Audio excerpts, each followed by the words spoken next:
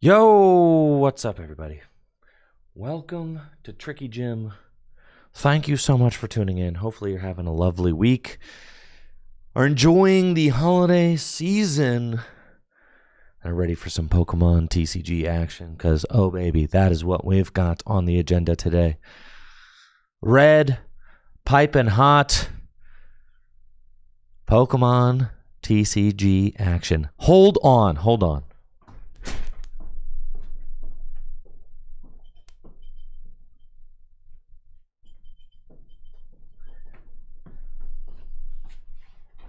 There we go. Now I'm feeling it. I'm feeling very ready now. Let's go. A bunch of thank yous to dole out before we get going here. Peter with the sub and the 59 months over on Twitch. Matt Wish with the 76 months. It was a pleasure seeing you. This past weekend, Matt Wish, I was visiting home for me. Well, my parents, where I grew up. I was visiting Baltimore, and then also got an interview in for an upcoming project that I'm working on in the New Jersey area, Philadelphia area, I should say. And did get to see Matt Wish over the weekend at a card shop nearby, so that was excellent. Pleasure to see you. Dankus with the sub, the prime sub in the 72 months. Thank you so much. Swizzerton, 1,000 bits. Appreciate you, Swizz. Thank you. And Brandon with the tier 3 sub in the 76 months. Yo, I appreciate you, Brandon. Appreciate you. I'm going to be... It was not Queen and Rook, Brandon. No, it was not. I'm going to be testing for Toronto because I'm going to Toronto. We just got our Airbnb booked. Oh, yeah. I mean, things are heating up. I'm even Arceus rank on freaking TCG Live right now. That's right. I grind. You don't even have to watch me grind to Arceus because I've already done that on my phone. Okay, completely on my phone. I've been putting in time on the Pokemon TCG Live on my phone. Which, you know what? It is convenient, okay? Being able to play on the phone. It is. I feel like, do I play optimally on my phone? No, I play like total garbage on my phone. But, you know, that's okay. So let's just get into it, shall we? I'm excited to actually... Yo, what's up, Cash? Thanks for the raid. Hopefully you're doing well. I'm excited to actually put in some brain power into my decisions because I've been grinding entirely on the Pokemon TCG Live on my phone.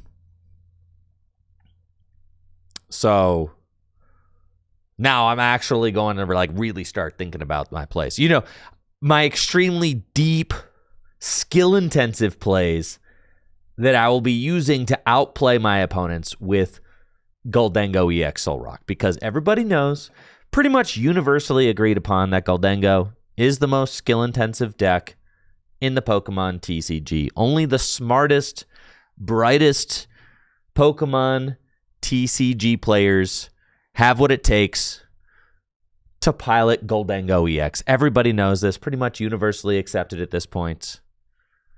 People are just so salty when they lose to Goldengo because they know that they were outplayed.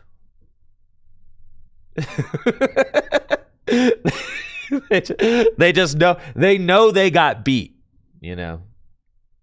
They know they got beat with skill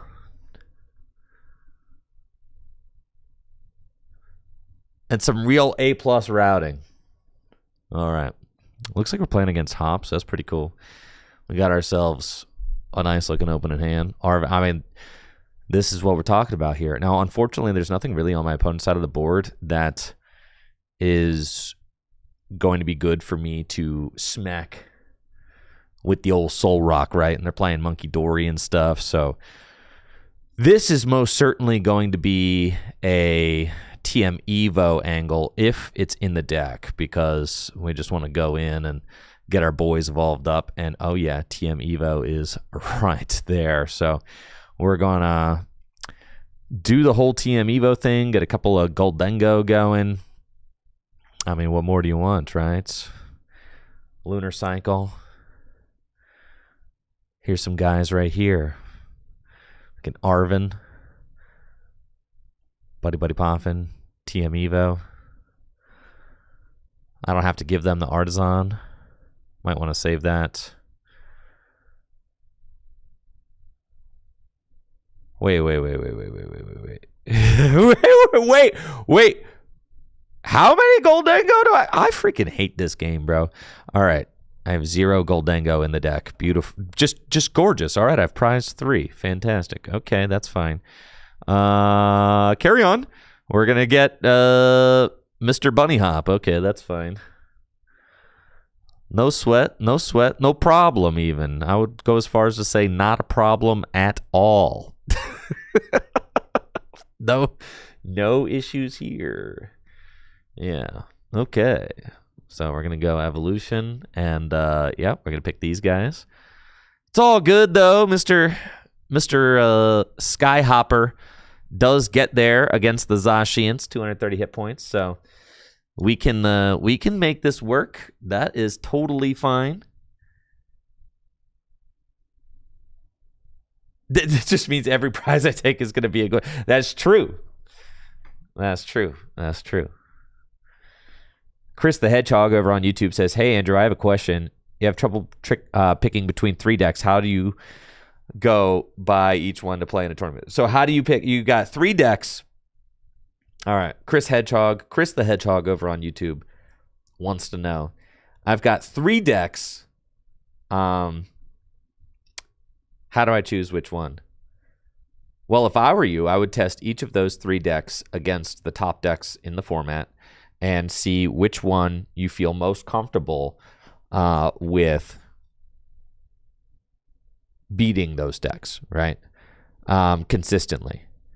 And which one you feel most confident with making decisions quickly, I would say. Because then the next thing would be, which one of those 3 decks do you feel most confident with competing in a 50-minute best-of-3 situation? Because that's going to be another big one. Yo, big shout out as well to everyone who is going to be attending our 2010 World Championship format tournament at Full Grip Games this weekend. Cole and I are going to be commentating that, bringing it to you live from the Tricky Gym studio. Very excited about that. 2010 World Championships format should be a ton of fun. So definitely make sure to tune in. It's happening Saturday. Starts at noon Eastern time.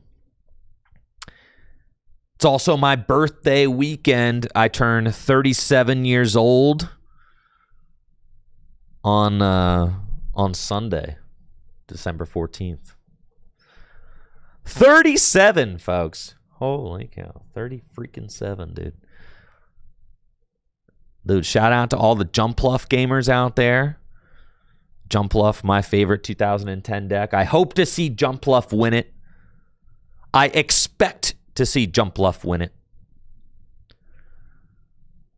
Okay. So we've got ourselves a Goldengo. Fantastic. I really don't need to be putting little guys down in this matchup, because they're kind of going to get picked off. And then I've got the picnic basket. So I really have no business losing this one at all. I feel like my opponent has 0 chance of defeating me. Is that crazy? Is that crazy to think that? I feel like there's no shot.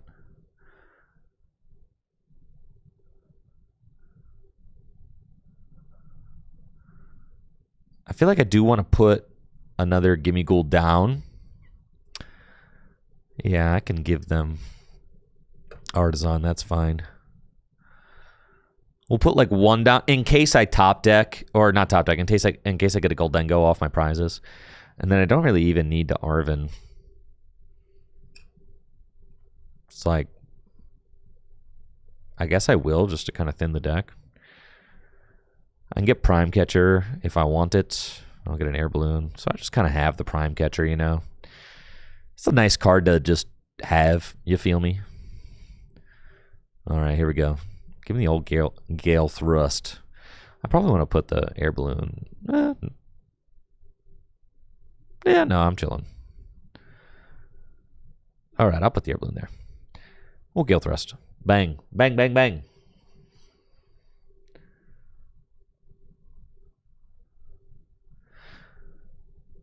The Mega Lopunny. No Goldengo. I have 3 prizes, bro. I have 3 out of my bottom 4 prizes are Goldengo EX. It doesn't matter. Yo. Christian also has a December 14th birthday. Let's go. Happy birthday to Christian over on YouTube. I would not play Goldengo without the bunny now. That's what I'm saying. The bunny is the truth. You got to play the bunny. The bunny is very real. I was a bunny hater for a long time. I was like, what's the point, dude? Like, literally, what's the point? Like, Goldengo just does everything. Goldengo does not do everything. However, Goldengo, notoriously very bad against item lock, okay? You know who's not bad against item lock? This guy. Actually fantastic against item lock. If you're up against like Guardy Jelly, you just don't care at all. You just go TM Evo and I'm Gale Thrusting. And then the Lopunny does just destroy Cornerstone too. Because it one-taps Cornerstone, and then if they've got a charm on it, you've got Soul Rock and Mega Lopunny. They just can't keep up, right? They're either like benching stuff that you can knock out, or it's just they just can't keep up. And then the real reason why Bunny works too is that you play 2 Turo.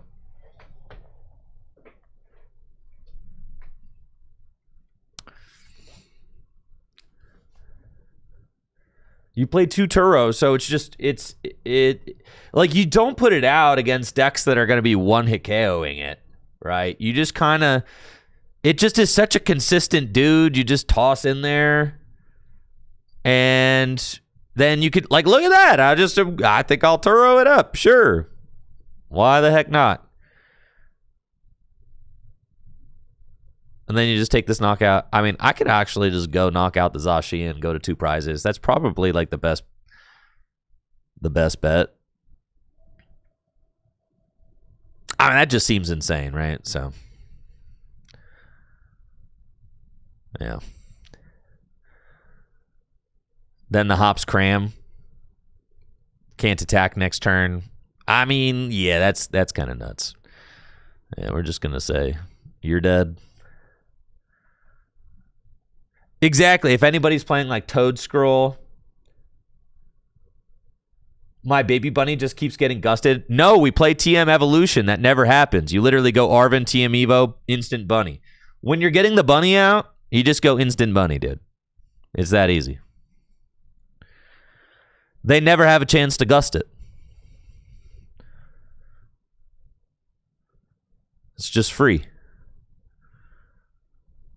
Oh, yeah, let's do this. Sure. I want a picnic basket. Heal my boys. Sure. All right. You're dead. Goodbye.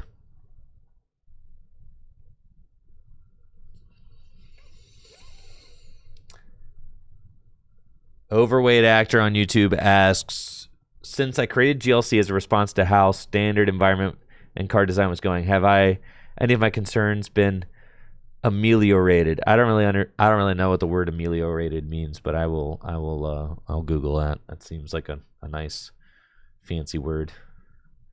I assume that the word ameliorated means like have my concerns been alleviated?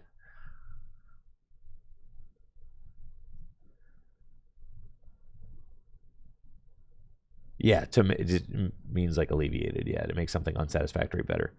Yeah, I mean, the thing is that more ways to play the Pokemon TCG is just better, because whenever you're just playing, one format, you can grow tired of that format, or you can basically get bored of it, right? You could get bored of it, you grow tired of it, you could be tired of the current meta or what have you.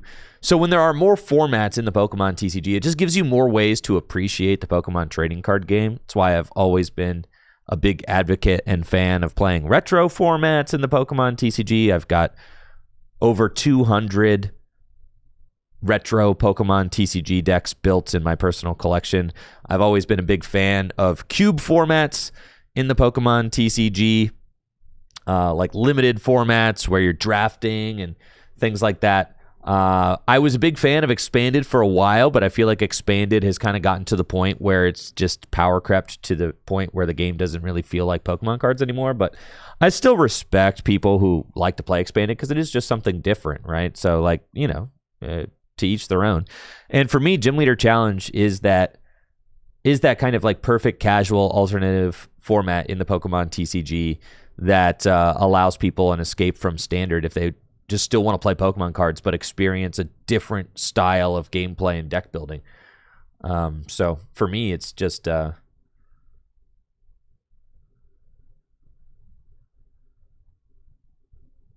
me it is just like it feels like a very needed aspect of the Pokemon TCG. It feels like the Pokemon TCG desperately needed an alternative format.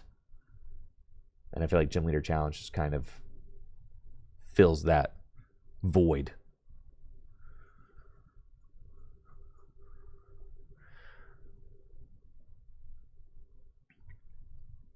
All right, Bunny's getting popped here by a Blood Moon, but I get to keep this gigantic hand, so it's just we just win.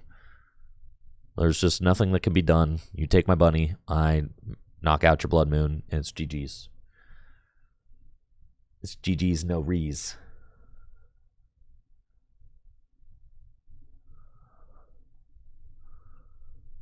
Let's go. Someone on Twitch, let's see, new name says Psychic being 40% of the last event is slightly concerning. Nah, to me it's not, because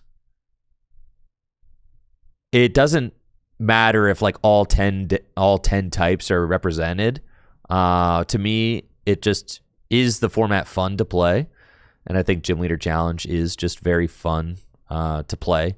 If you've actually like sat down and played like the Psychic versus Water matchup, or the Psychic versus the Psychic Mirror, the Psychic versus Water, Psychic versus Fighting, like all those top decks, they're very fun to play against each other. And everybody that I've talked to about gameplay in Gym Leader Challenge has been like, oh yeah, the format is very fun to play right now. So that's just the thing. Metas just will evolve, and metas will exist. That's just that means that people are actually trying to push, the format to its limits. That's what it means, right? And since I don't actually design the cards, I could either try to, I could try to balance Gym Leader Challenge perfectly with like a very long ban list to try and make all 10 types equally playable, but that would just be stupid, right? That's just dumb. Also, I mean, look at Fighting was a type that people considered unplayable 6 to 8 months ago, and now it's considered to be a top type. So the power level of the cards that Pokemon is printing these days means that things could change very quickly, right? So the question is Gym Leader Challenge fun to play? I mean, everybody has their own opinion on that, but for me personally, I love it. I think it's so much fun. I think playing and figuring out the Gym Leader Challenge meta, to me, that's a ton of fun. I have so much fun doing that. But then some people have fun playing Gym Leader Challenge casually. And who am I to tell people, they're right or they're wrong? It's like Commander. It's literally exactly like Commander 4. You have the same exact conversations happening around Commander format, do you not? Right? It's the same thing. Some people hate the idea of a Commander metagame. Some people hate the idea of there being some decks that are better than others, right? But that's all. It's all what do your personal preference on it, right? So to each their own, truly. I do feel like I kind of open way too many hands like this. But I know that it's just because the Pokemon TCG Live is cursed, okay? I know when I'm playing paper, this is never going to happen. Yeah. I know with my huge brain that the Pokemon TCG Live just gives me suboptimal hands that I would never get when truly randomizing my deck. My deck is perfectly consistent. Who needs to play more than 4 Arven as your supporter cards?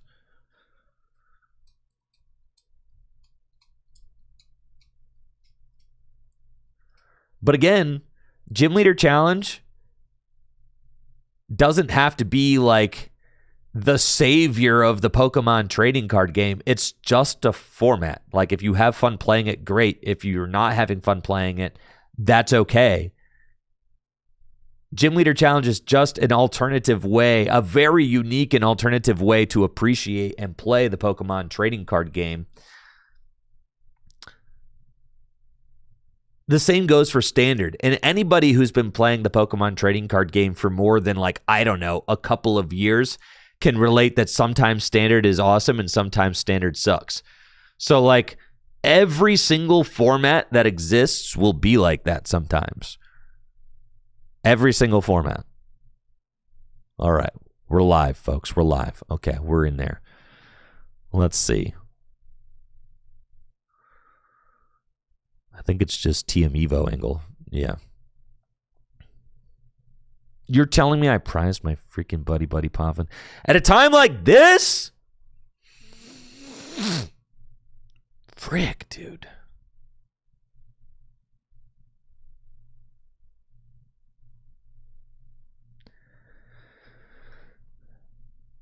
Golly. Not optimal. Okay.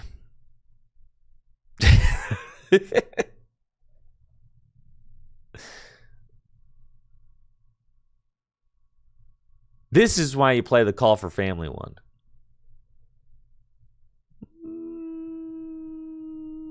Okay.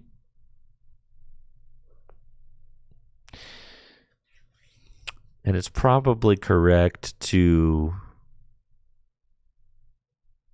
evolve my Goldengo and not, yeah, because that thing draws cards. So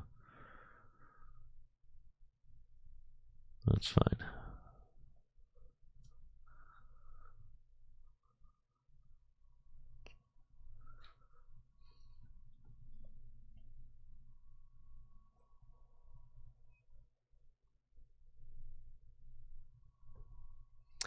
Soda King says every format goes through highs and lows except for Cube. Cube is always awesome. That's not true. You've definitely played a crappy Cube before. Come on now. Absolutely, you've played a crappy Cube. Come on.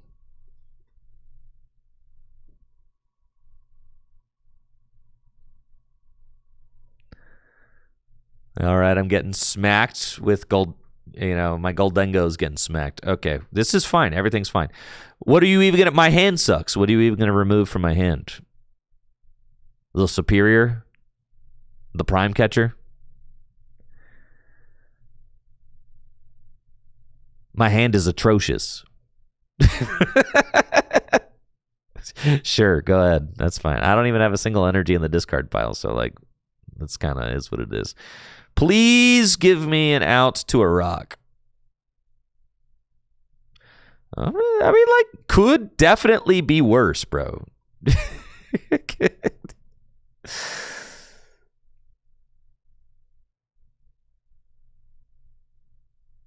You think we just smack this Absol? Like, probably we smack the Absol. Yeah, that puts like way more pressure on them.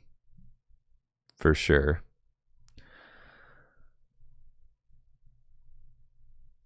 Yeah, I'm putting another energy here. And I'm going to bench that.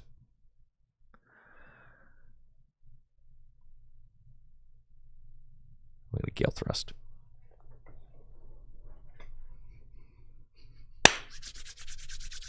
Bunny, baby. Yo, what's up, Gwen? Oh, I'm so excited you're coming into town. For Cube. Or not for Cube, for 2010 format.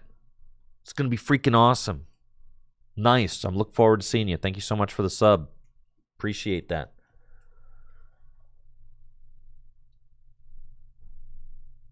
What's my favorite deck from Base Fossil? Someone's starting up a Base Fossil League? That's crazy. My favorite deck from Base Fossil? Wigglytuff and Haymaker, yeah. I actually commentated over a big Base Fossil tournament up in... Was it Wisconsin? Yeah.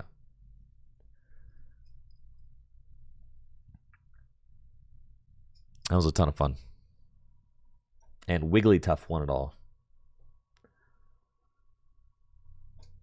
Yeah, Kenny says, get the Lopunny out of here. You don't need it. Yeah, Kenny, the Mega Kangaskhan pilot. Sure.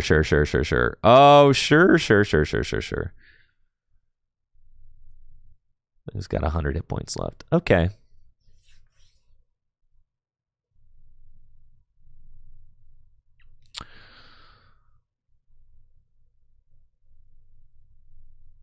Gotta get this guy.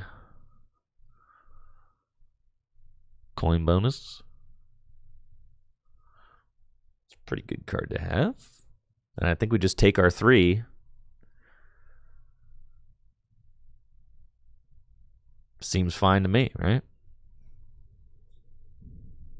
Trading 3 for 3.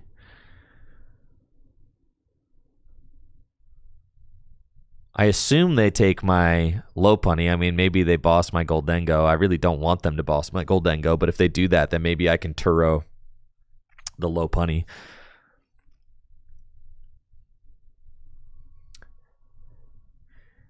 Yeah, I like in Base Fossil format, I like Haymaker a lot, and I like Wigglytuff a lot. Those decks are really fun. I don't like Lickitung Stall, dude.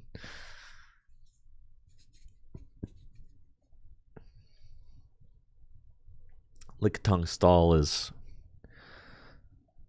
cringe. And see, this is why we play the Lopunny, because of this idiot right here.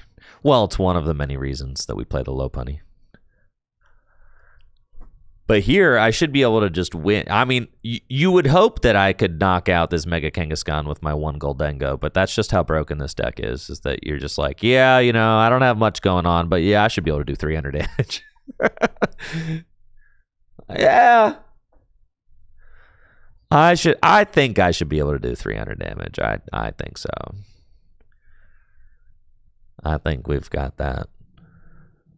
I know, Kenny, I saw your list. Very cool list. Joltik to power up your Kangs. Listen, I ain't taking no L's. That's why we play the bunny, all right? No, I'm not. I am taking absolutely 0 L's, dude. Okay, let's flip the script. And that should be game. Let's go. Let's go. Let's go. I love using Lunar Cycle. I love using coin bonus. I love drawing lots of cards. Oh, yeah. Just look. I mean, isn't this just beautiful, folks? Don't you just love it? Don't you just love having like a million cards in your hand and then just going, I'll just do this, do this, do this, do this, do this, do this, do this, and then you're dead, right? Boom. Look at that. Look at all those energy. We're going to make it rain. 300 damage, 400 damage, sure. Here we go. Bang, bang, bang, bang, bang, bang, bang, bang, bang. Skill. All skill. That was skill right there. You see? You see how we skillfully navigated that with our skill? Let's go, baby. Let's go.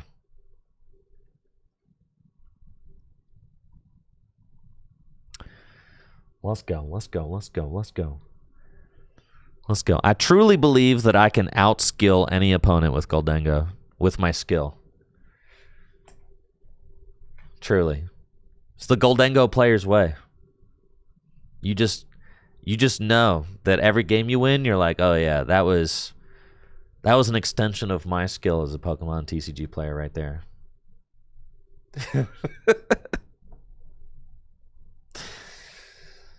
That's right.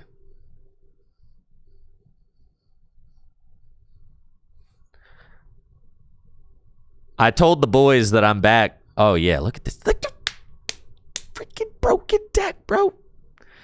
I told the boys that I'm back. And that I grinded to Arceus entirely on my phone. And Riley told me I had to get to 1700 elo in order to be serious, so I told him, bet.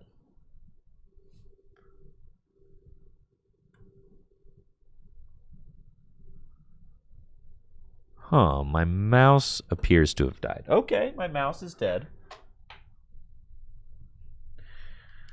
No fear, let's get this thing going real quick. Come on, mouse. All right, I need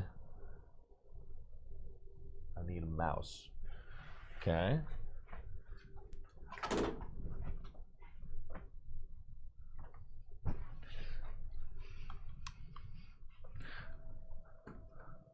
Excellent. All right, I've plugged the mouse in. We're good to go.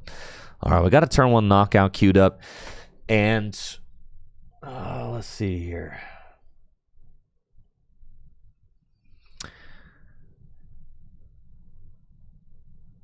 Now, in the Goldengo mirror, is it correct? We might not even want to, like, put the gimmies down.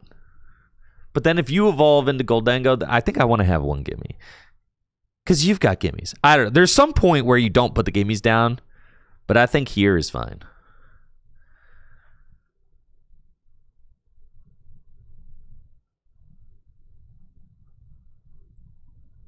And then we want to go Arven.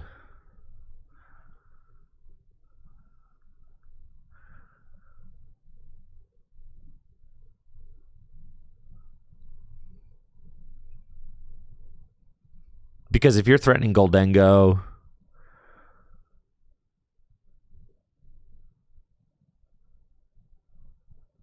I kind of want to be able to threaten Goldengo as well. Okay. No, 1700 is not that high, but that's what Riley told me I had to get to 1700, or else I'm very unserious. So I told him I had to get there. That's fine. Nah, bro, I'm going to 2000 elo. All right, that's where I'm going.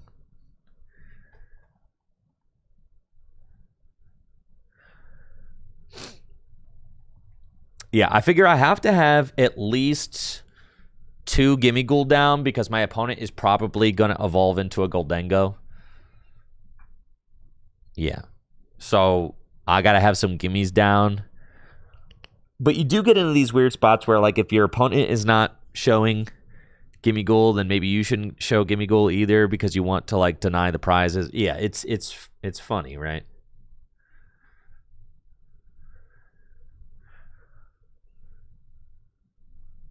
I do find the Goldengo mirror to actually be fun.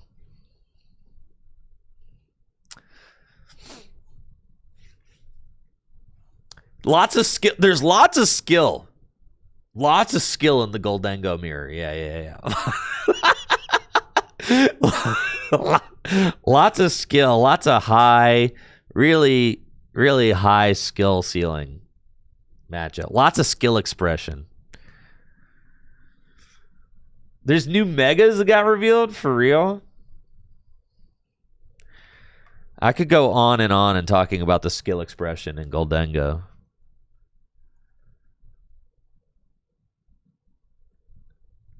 No way. There's no way there were new megas revealed. No shot. Yo, and I got the nest ball.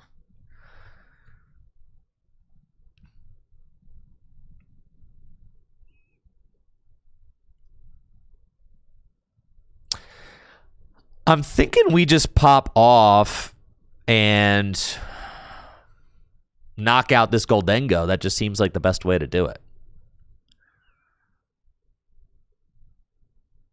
I can nest ball for my Genesect and guarantee them. So we were probably just going to do that. Okay. Genesect not available, but that's okay. So we're going single prize board, and we're going to boss up a gimme and knock it out again. Okay, that's fine. That, my friends, is totally fine. Okay, we're going to get this guy.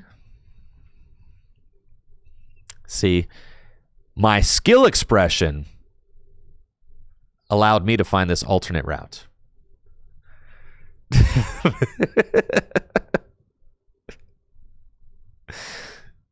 Yes.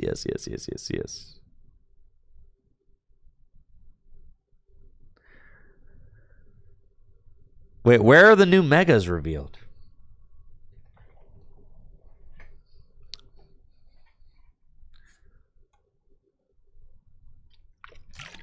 I have not seen them.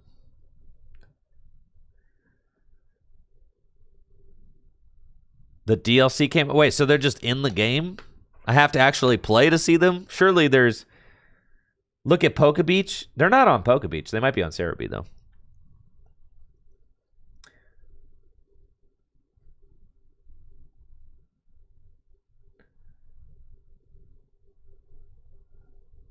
I'm on Cerebi right now. I ain't seeing them, dude. I saw the new Mega Lucario, but that's the only one I saw.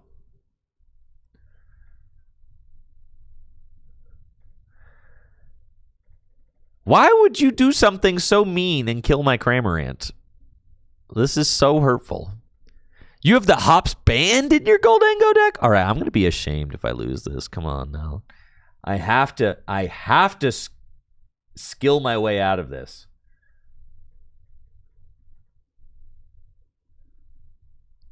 Yo, Logan with the 10 stream streak. Let's freaking go.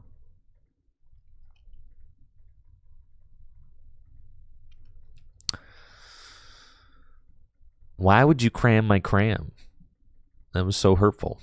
The way that you... Oh, yeah, Prime Catcher off the top. Skill expression. Skill expression, folks. That's right. I'm going to skill expression my Cramorant back into the deck. And then I am going to skill expression my Cramorant back onto the board, as you can see here. And then I am going to save my gusts because of my skill expression, and I am going to cram their cram. Yes. Because of skill expression. Do you see? All right, here we go. Surely there is a Goldengo in my deck somewhere. Okay, have not found the Genesect yet. That's okay.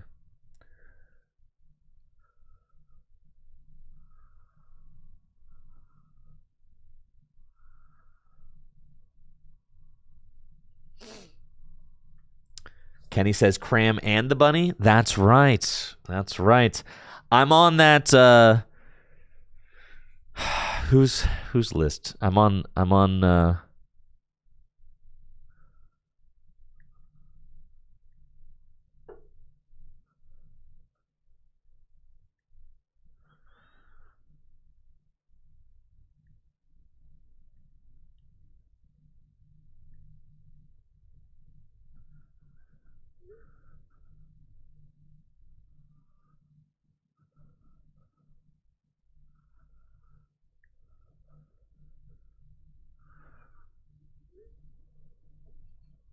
All right, time for some more skill expression. Let's go.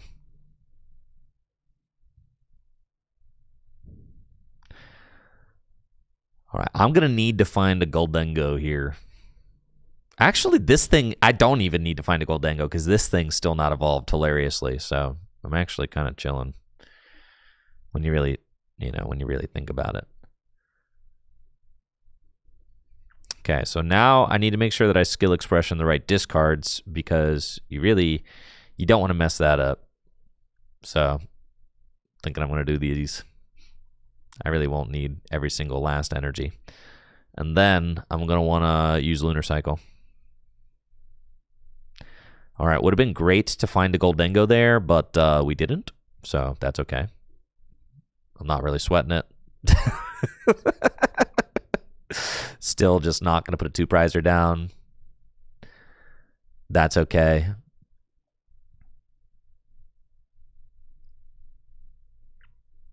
I really didn't need to do that. I guess it's probably correct to put the bunny down because I could knock out that Fez for game even if I don't find a Goldengo. So that's probably fine. Let's go. Yep, my Genesect is in the final 2 prizes, but that doesn't bother me. Surely with Fezandipiter and my rock, I will find one of my evolutions so that I can destroy this Fez for game.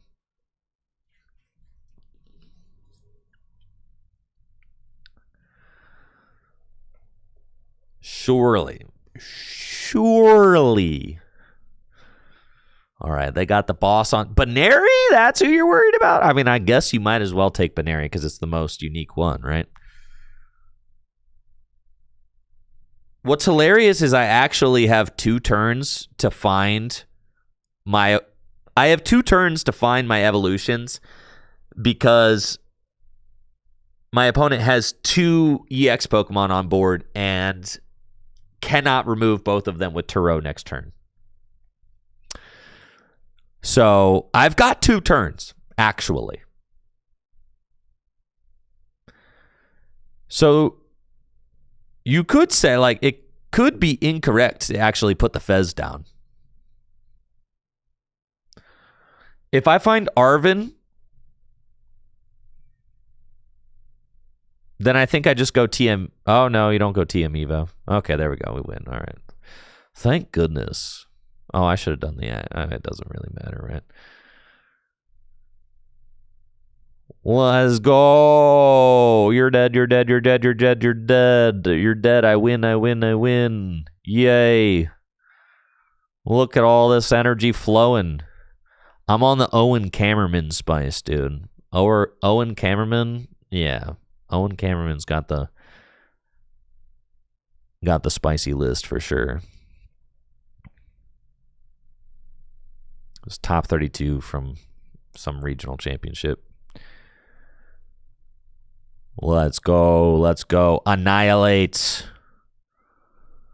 Annihilate it. 500 damage, Goldengo. Do it. Skillfully. Yes. Yes. Yes, TM Evo. Obviously, TM Evo is the same as benching the Fez. You don't do that. Yes, yes, yes. I was tripping when I said that.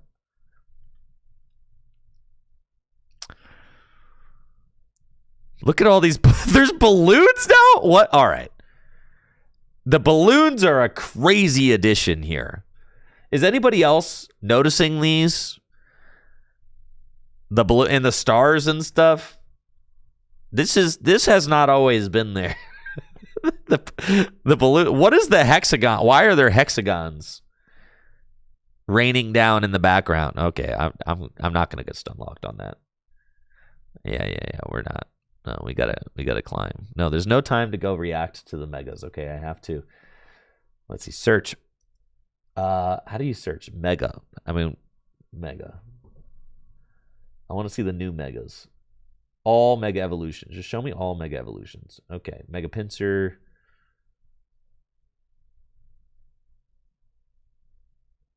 Just Mega Diancie. No, I'm not seeing them, dude.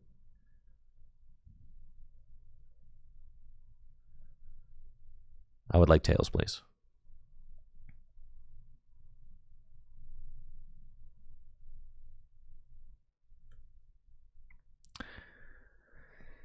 I actually think in the Goldengo mirror, you want to go first, right? Mega, let's see, the Mega coverage. All right, I see Mega Chestnut, I see Mega Delphox, I see Mega Greninja. Oh yeah, this is a skillful opening hand for sure. It's the kind of opening hand that lets you skill all over your opponent.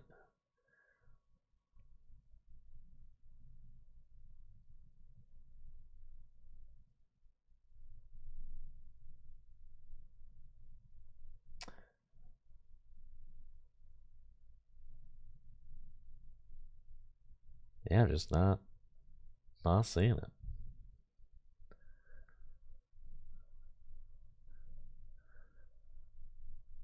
I'm just gonna Google new Mega Pokemon. All right, we're just gonna see how that works.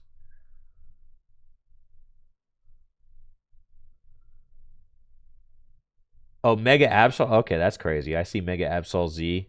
It's literally got a hand coming out of its back. Okay, that's kind of nuts. See, in the Goldengo mirror, is it optimal to go first? I think that it is, right? Because, yeah, we'll just see. All right, so they have one Gimme Ghoul down. Do we put any Gimme Ghouls down? We have to put a Gimme Ghoul down because they have a Gimme Ghoul down. Let's start by doing this.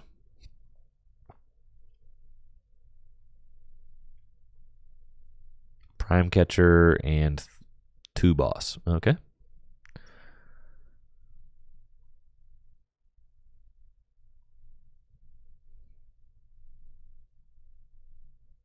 Okay.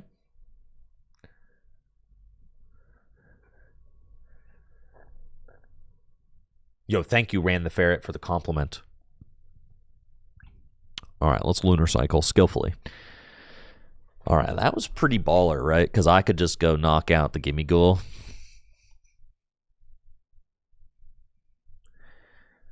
Is that worth it, though, with my Prime Catcher? Is it worth it to use my Prime Catcher on that?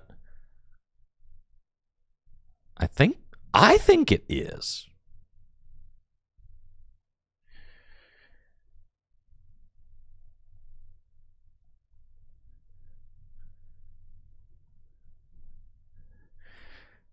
All right, my Cram is in the deck, too. Okay.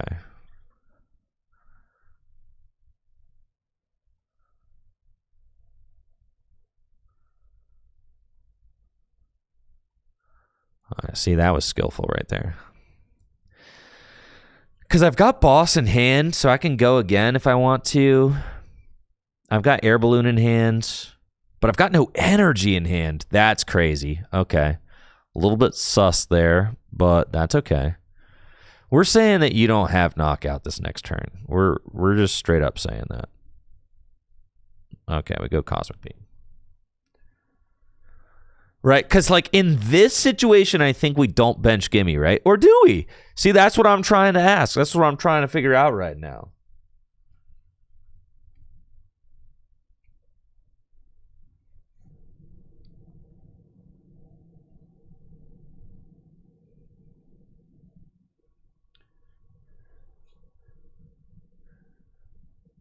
Such a skillful question to be asking. That's what I'm saying, dude. It is a skillful question to be asking. So much skill expression. What the heck is that, bro? Ain't no way. Ain't no way, dude. No way. No. I'm getting skilled on all over the place, bro. Bro, I am getting crazy skill diffed on right now. Okay. Okay. Oh, frick. I don't think I beat that. I think I like have to address this right now.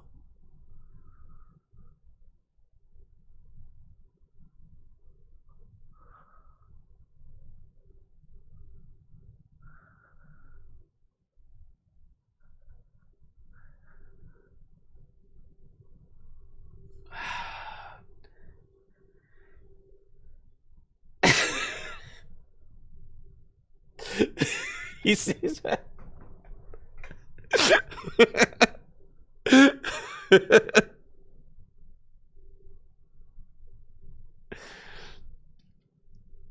I think I have to, like, I have to do that, right? I think so. It's like, at some point, I am going to have to answer that.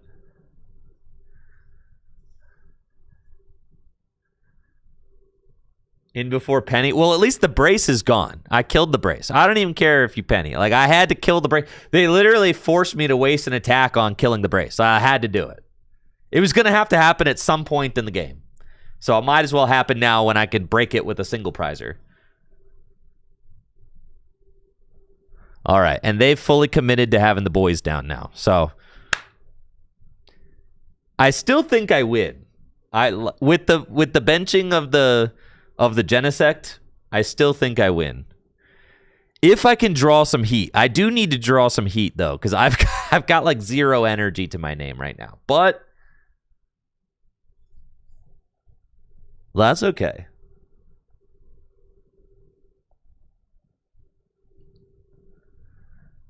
Right. I'm not totally concerned. If I lose to the brace, that's okay. My opponent came for my neck. That's okay. Now, do you have Air Balloon to take it with Soul Rock? Or are you taking this with the Dengo? They're taking it with the Dengo. Okay. Well, they've got all their 2 prizers down now. So they're basically saying, like, you can't do it. And I'm saying I can. Because I'm goated like that. So let's see what we can do. Artisan. Well, first of all, I don't have many great cards in my hand right now. Almost none, actually. But that's okay.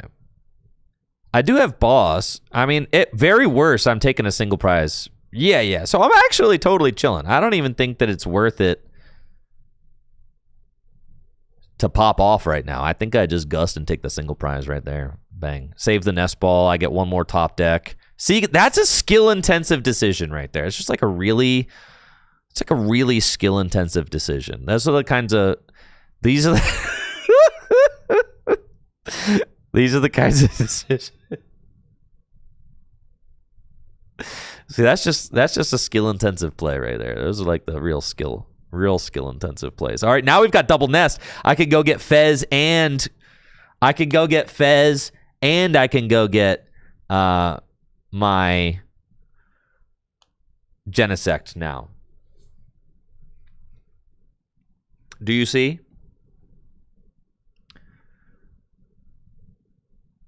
All right, now we play ball. Oh, I could actually just go skill intensively go get my oh, and there's a Goldengo. I can just go get my my boy Cram and take the knockout that way.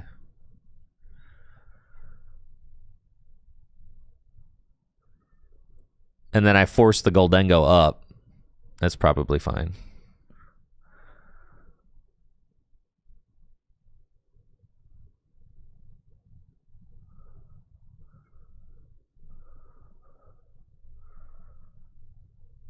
I think I'm gonna, oh.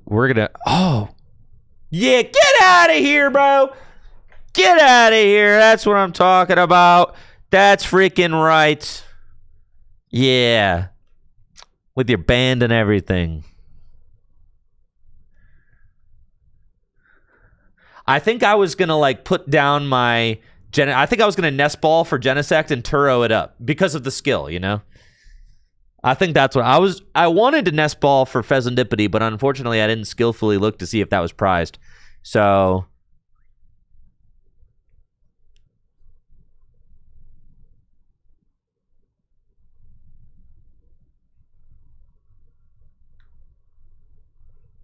I think I would have gone nest ball for Genesect, get 2 Goldengo into my hand to thin my deck. And then Turo it up.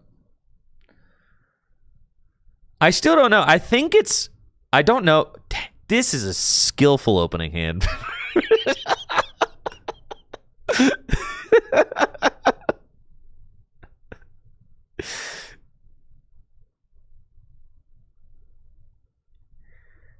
And then, like, you ask yourself, like, okay, do I show Gimme Ghoul here? I think the answer is no. Because I don't want to give them...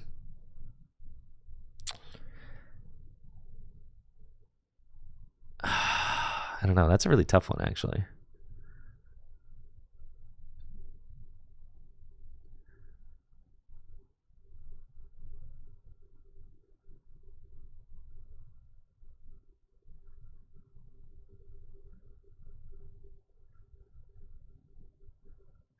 I know, and then I get skilled by Premium Power Pro Vitality Band. I mean, if they just have turn one...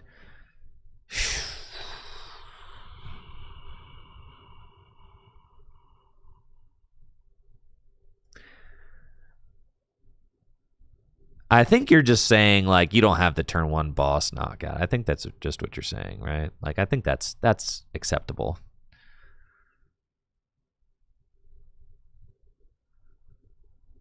Yeah, that's acceptable. All right, pass.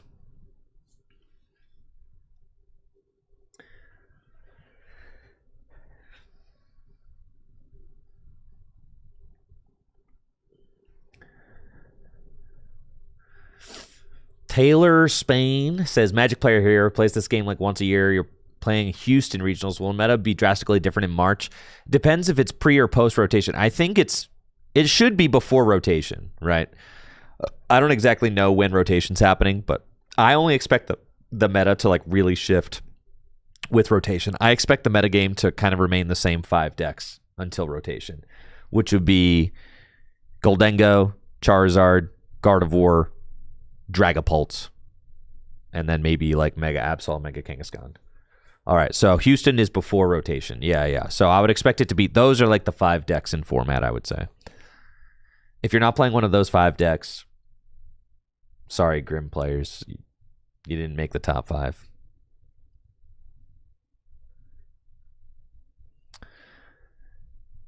Yo, what's up, Sticks? Thanks for the sub. Appreciate it.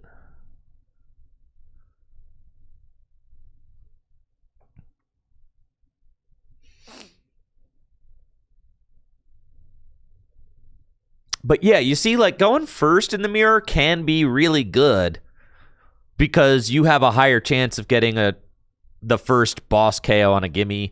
So you got to think about that. Oh, yeah, Taylor Spain, if you're and they are going to use their Prime Catcher to take out a gimme, so that's fine. If you are if you're playing like one event a year, Goldengo is certainly the deck to play. This is the deck to play for sure if you're playing one event a year. Okay.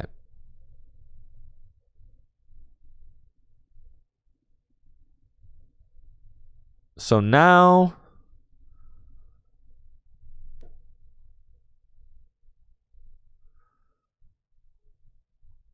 I think I just boss KO the gimme with the air balloon.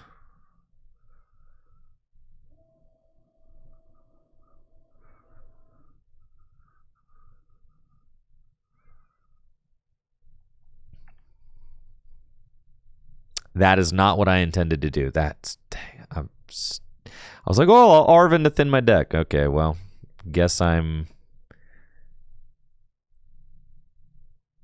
wasting my Prime Catcher for no reason. That's fine. All right. That was not a skill expressive play. Not skillful right there, folks. Not skillful.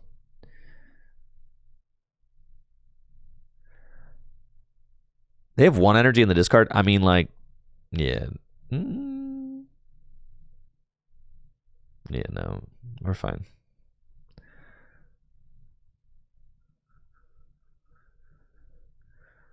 And also, I should have retreated with the metal, not the fighting there. It's fine.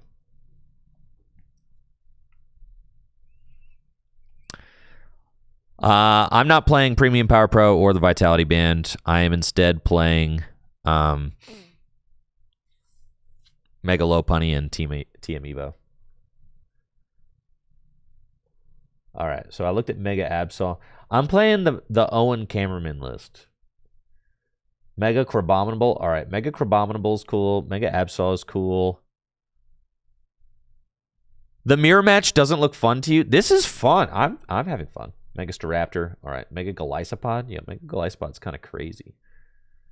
Mega Meowstick. Mega Lurky Turkey. All right, that's like a Mega Golurk, kind of silly looking. So is Mega Meowstick. Mega Golisopod is actually pretty cool, but he's a bug, so that's gross. I think Mega Crabominable's the coolest.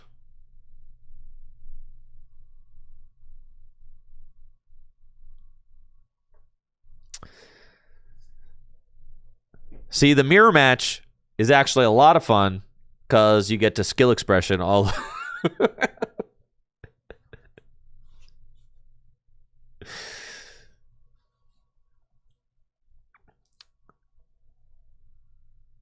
I think it's fine. There are definitely like pitfalls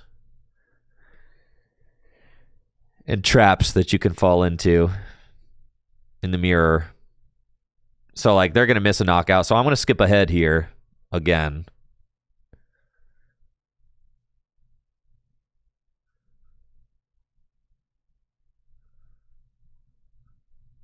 Which is nice.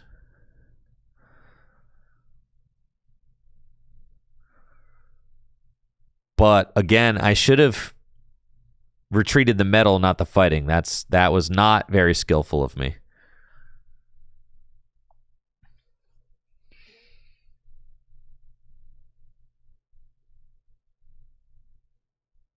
So next turn, I want to go, and I can Arvin. This is why we play the, and this is exactly why we play the Cramorant, right? Because here, I would miss this knockout, but I play Cramorant, so I'm not going to miss the knockout. So the Cramorant is supposed to help you in the mirror.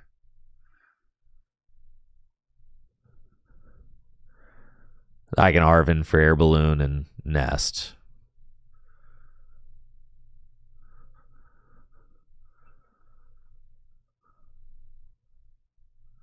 Oh, I prize that moron. Fantastic. All right, I lose.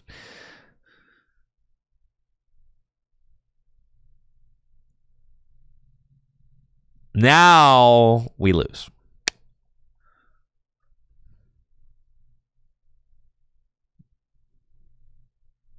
Unfortunately.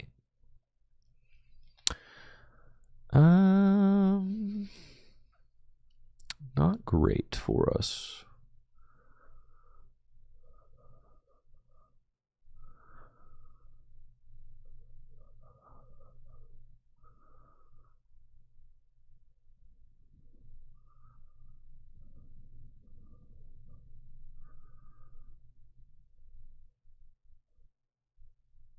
Fine.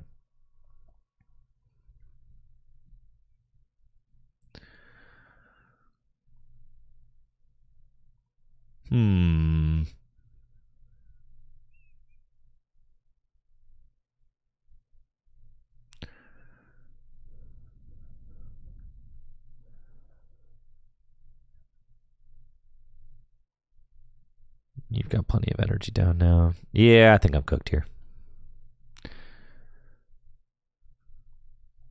This is where you really want to have your this is where you really want to have your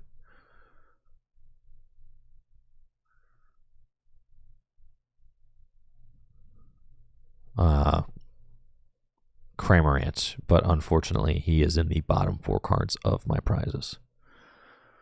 So that is not something that we can do. Okay. Still going to leave a board that I can bring to a... I'm suspecting that I'm just cooked here, but...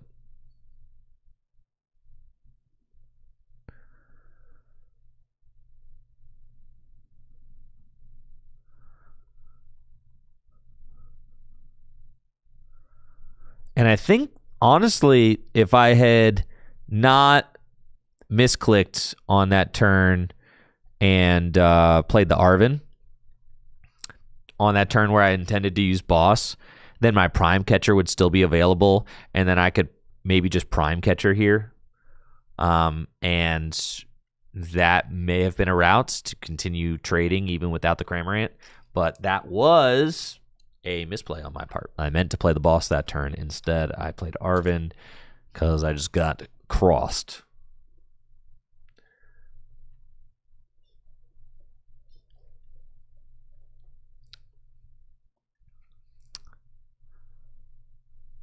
And they also have the Cram Spice. Yeah, dude. Cram really helps in the mirror a lot because it does make it so that on turns, you know, on these turns, you can just knock out opposing single prizers without having a boss turn.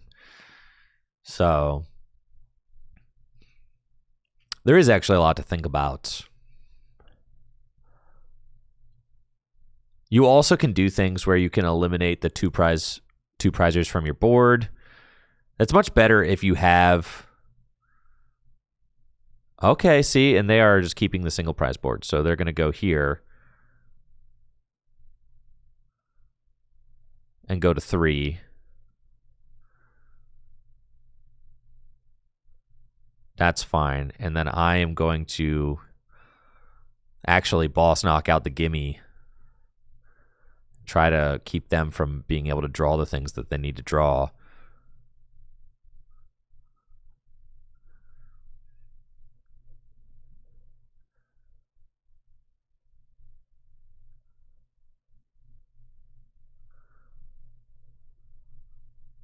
Because I don't want to give them...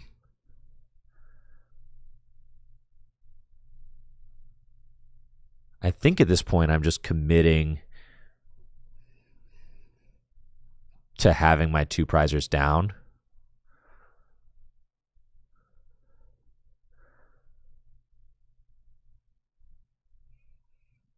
Yeah.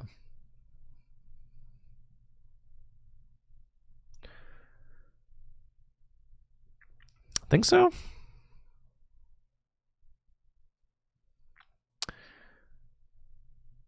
And then, yeah, I mean, things are getting kind of interesting.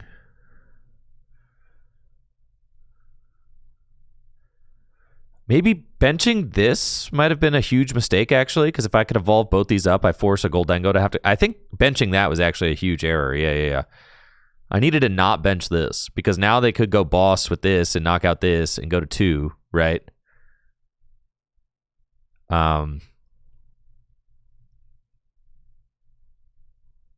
Yeah, so I needed to not bench that. That actually could be a game-losing bench there.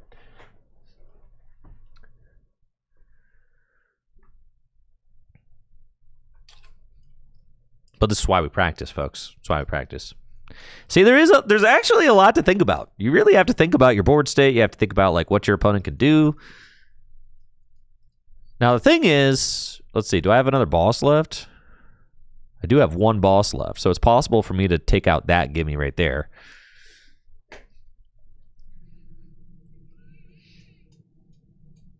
All right, and they're going to go to 2.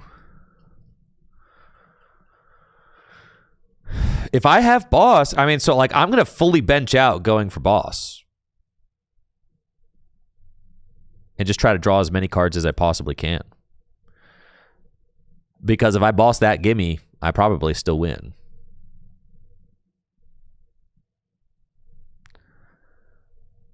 So, let me see what's in the deck.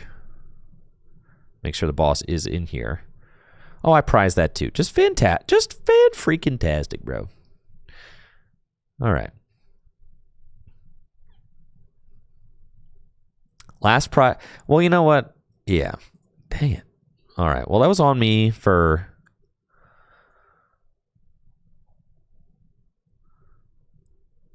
I don't think that there's anything else...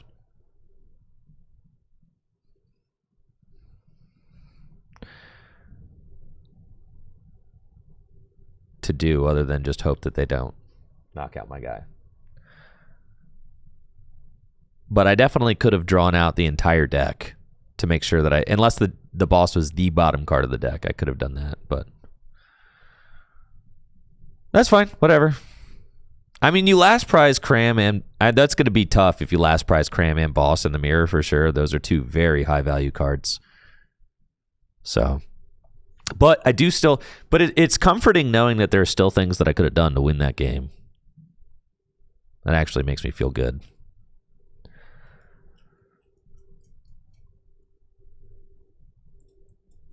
But now you have to imagine that they will have it. Because they haven't used any of their resources yet, but I certainly could have punished them for that. Just literally show me anything, and I will scoop.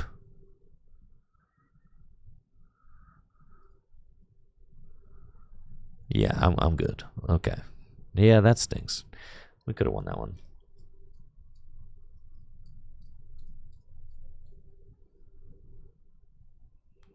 Dang. Holding that L. I got outskilled for sure. Let's go.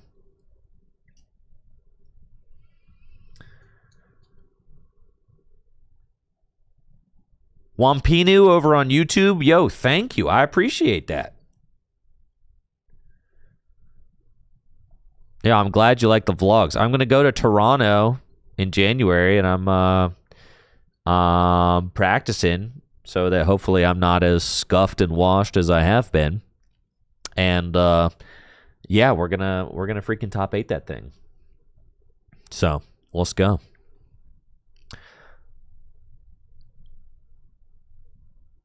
Honestly, all right, that's kind of crazy. No, actually, bring it back. Yeah, that's hype. Yeah, we're gonna give him a thumbs up. All right. I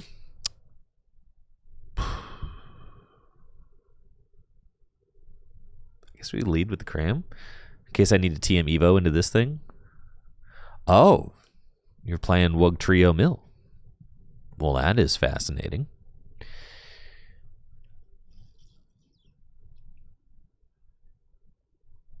How do you guys think this matchup goes? I think we actually want to evolve into... And I'm going to hold the Gong, attach here, and pass.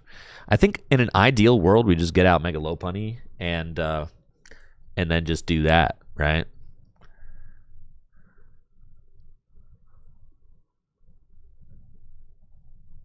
But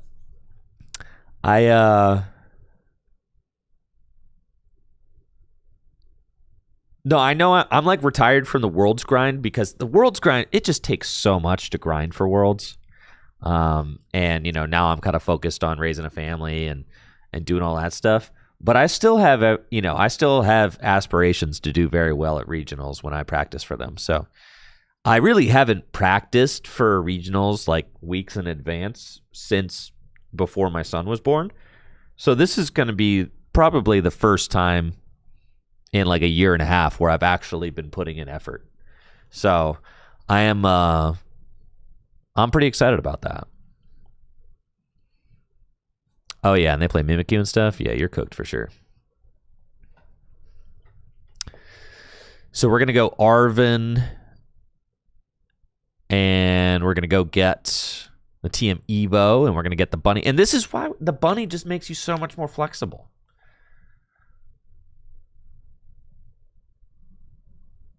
So flexible. You have so many options, so many plays. Let's give him the thumbs up. Yeah, we're going to give you a big thumbs up. All right, Arven.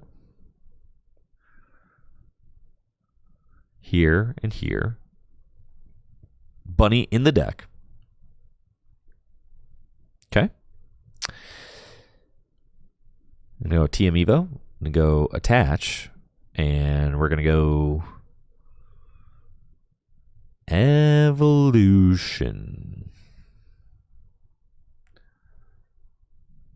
Bang. And now my opponent's going to start crapping their pants when they read Spiky Hopper. Because this Mimikyu is useless. So what the Spidops, does that make it so that your Spidops EX like makes it so that your guys like retreats? Oh yeah, you just had to pass. So that's, well, you know, don't make me say it, but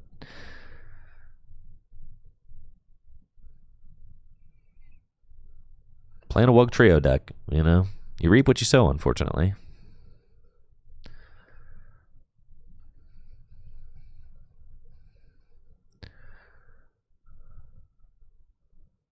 Wait. Oh, it still says 0, but like that just... Yeah, I hate that. It should say 160. But I mean, I guess whatever, dude. It shouldn't say 0 because it's just not true. But that's just TCG Live things.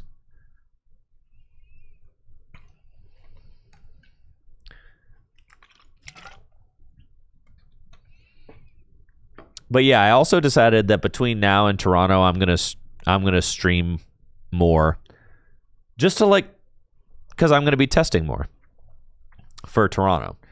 So I'm gonna be streaming more weekdays, just to like grind games and things like that, just to make sure that I'm getting my reps in leading up to the event. And that to me is like really fun, and you know, there's like a kind of an arc there, right? Like I'm actually prepping for a tournament, not just going live to go live. So I'm excited about that, because it's been a while since I've entered a tournament very confident with like the deck that I'm playing. Does this make my retreat more? Okay. That seems fine.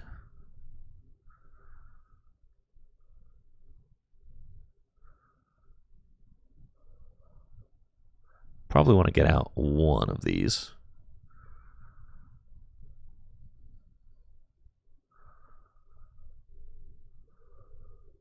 And I just want to take 2 prizes at a time for sure.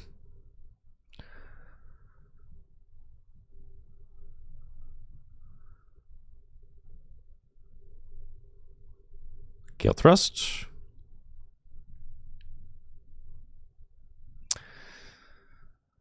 Not gonna lie, getting 6 cards milled there was kind of cringe, but it's all good.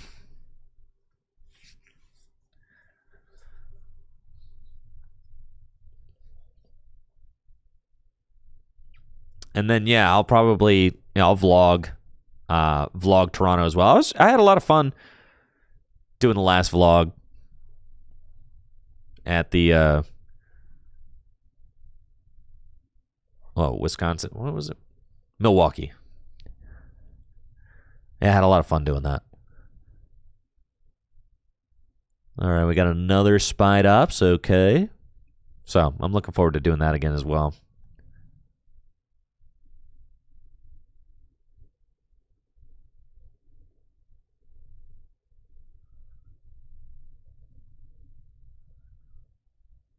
See, that's more like it. That's what I'm talking about right there. All right, and now we go.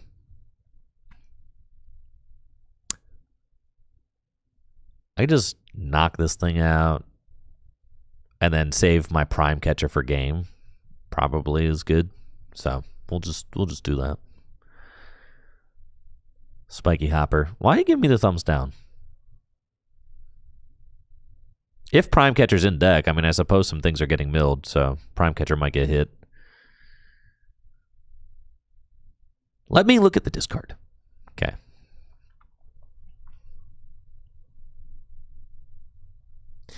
If they mill the catcher, yeah. But I have Boss, too.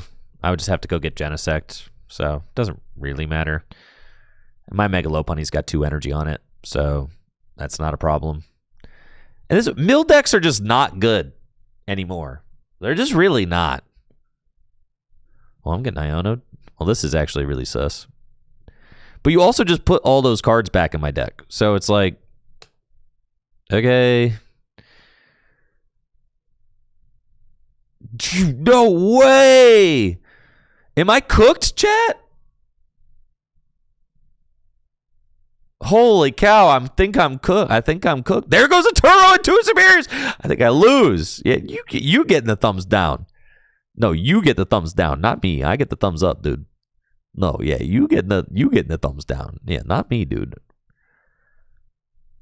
All right, I gotta get this Kramer out of here. What's up with the Turo situation? All right, just give me Prime Catcher.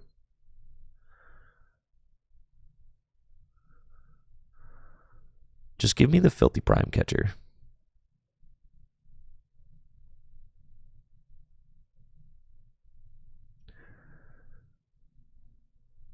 Prime Catcher. Bang. Well, that helps.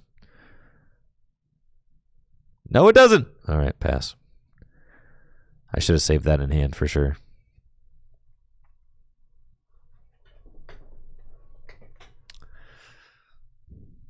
It's fine. This is fine. I should have skillfully held that air balloon, that's for sure. This is fine. This is fine. I've got Mega Lopunny. All I need.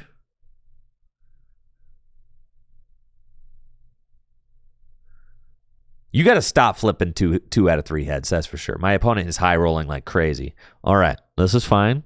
Prime Catcher off the top. Super Rod, okay? So I think we Super Rod 3 fighting back into the deck and then coin bonus. I think that gives me a higher chance of finding what I need. 1, 2, 3. I think so. And then we're going to go coin bonus. Well, I'm going to thin the deck one more too. And we're going to get this guy. And then we're going to go draw 1.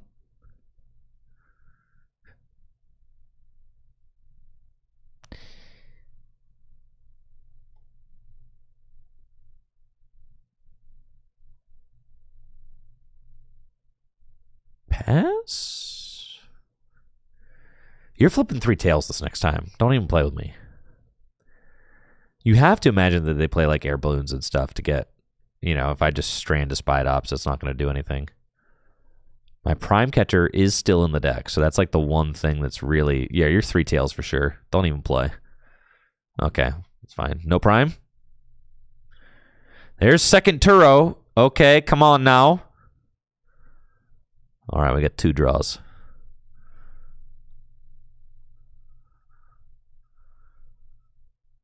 Okay, that's good.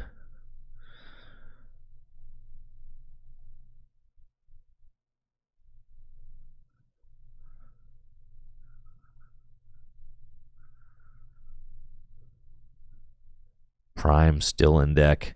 Arvin in deck. Yeah, you're cooked, dude. You're cooked. You're fried. You're playing a fraudulent deck. You lose. That's right. Now give him the smiley face. Yeah, give him the big smiley. Yeah, big smiley face. Yeah. Thank you. Thank you, Aaron Wolf, for that Prime sub in the 59 months. Thank you, Ryan PTCG, with the Prime sub. Appreciate you. That's right. Get cooked.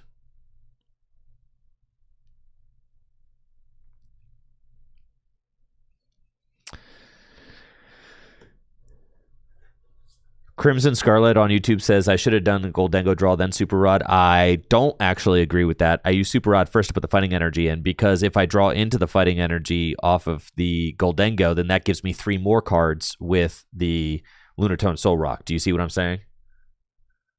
So I actually want it, like drawing into a fighting energy actually makes, I think makes like the play more live, I feel like. Yeah, thank you, Cam Lang, TCG, for that Prime sub over on Twitch. Appreciate you. Thanks.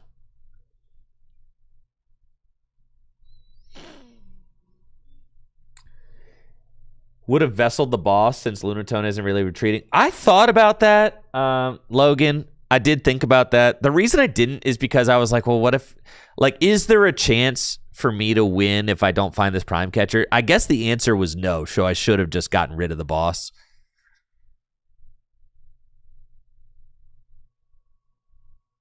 Boss spot. I mean, that's the thing, is like, maybe... Yeah. There's certainly some things to think about there. Once the 2 Turos went down, I think the boss out, there was no chance of winning via boss. All right, this hand is suboptimal, but we can work with it because we play the broken TM Evo, so that's fine.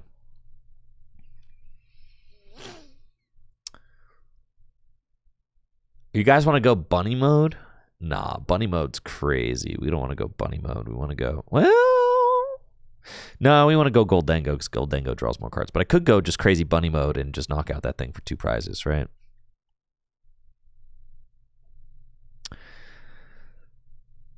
No, that's crazy. That's crazy. All right. No. We go.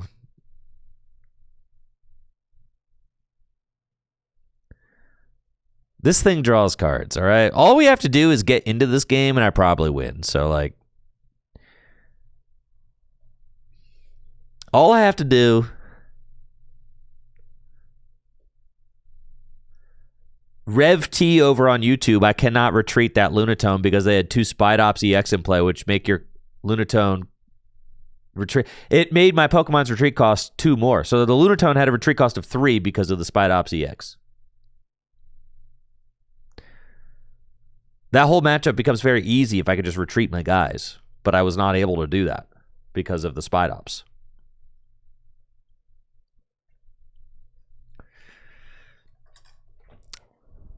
The thing about the bunny play there is turbo greed. Because they still might get a rare candy Gengar this turn. All I need to do, I bet you I win this game if I just get into it. So that's why I have to go into Goldango.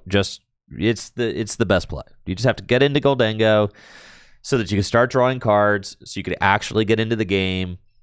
There's no need to like overextend and do silly stuff.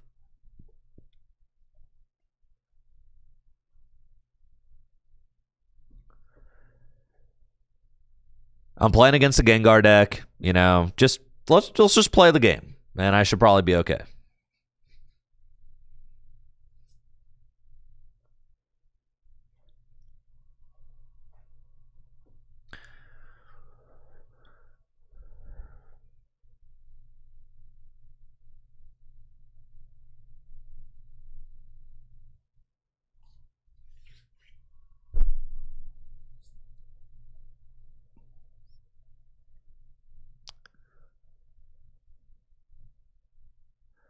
Holy cow, that's a turn. See what I'm saying, bro? Oh my god. Like, all right, Gengar BDIF, I get whatever, dude. I guess Gengar is the best freaking deck in the format. Sure, whatever. Okay. You see what happens if I go bunny, guys? I just freaking lose. All right, I guess I'm just playing against that guy right now. Just playing against that guy with that deck. Why the heck not?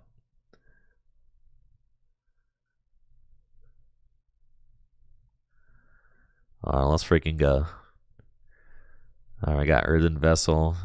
My Pheasantipity getting whacked right there really sucks. That's for sure.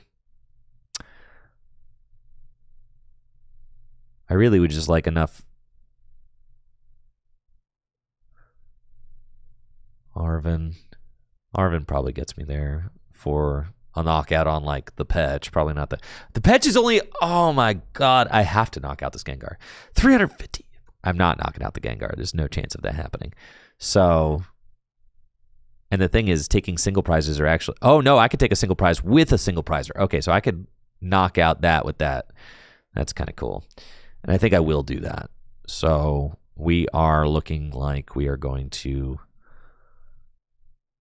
Earthen Vessel.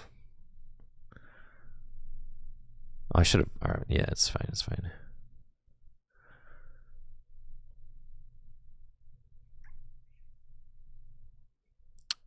I'm gonna Arvin. Do I have Buddy? Of course I don't have, but of course not. Okay, we got to get another fella out. Okay, we're gonna get this guy. Yeah, he only if you're from Pokemon EX. Okay, that's cool.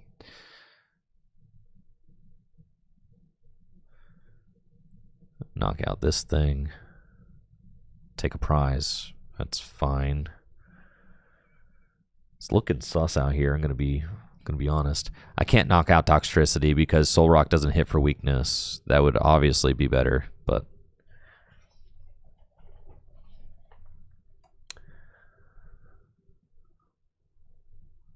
so we do take a prize for that. We've got to eliminate this Gengar. Obviously, It's a little sketchy because if they just have boss, they can knock out my Goldengo. They just go monkey, knock out Goldengo. This is, I hate this. I freaking hate this, dude. You better not have boss. I am going to freak out. All right, if you do have boss, you better not have a backup Gengar. Like a backup Ghastly or something. I guess you could just Artisan for it. Oh yeah, I'm gonna freak out, dude. Yeah, I'm fried. You've got it for sure. I know you have it because you're playing the best Gengar list ever assembled. You've got the turn 2 Gengar knockout. I know you got the boss. Yeah, of course you have the boss. Of course you do. God, and then at the end of the game, they could just attack with Petch. Oh my God, I am getting freaking stunted on right now. So they go to 2 prizes remaining. I don't think that I can possibly win.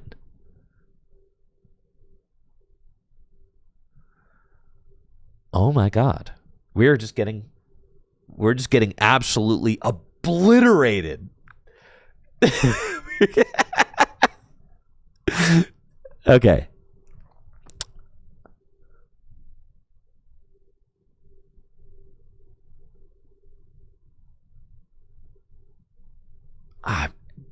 I mean,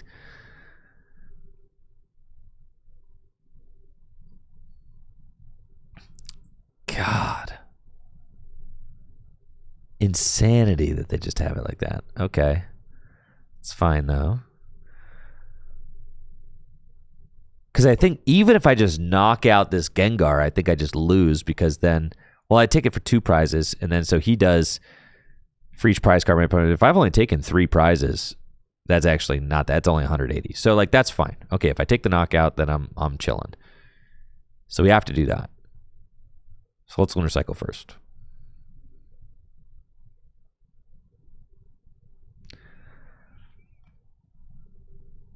And then we're going to Arven. Nest Ball, Air Balloon. But then if they just have boss again, they win. Because I had to go get my Genesect to go get. Yeah, it's unfortunate. No, I don't. Because I'm only taking 2 prizes, so they can't knock out my Genesect with that. Yeah, because that card sucks. Okay, that's fine. All right, we still have a route.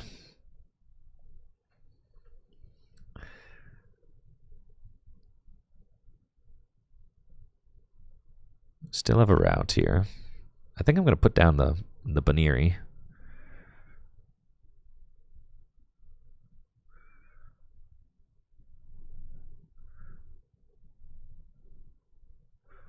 I've got 4 energy in the discard pile.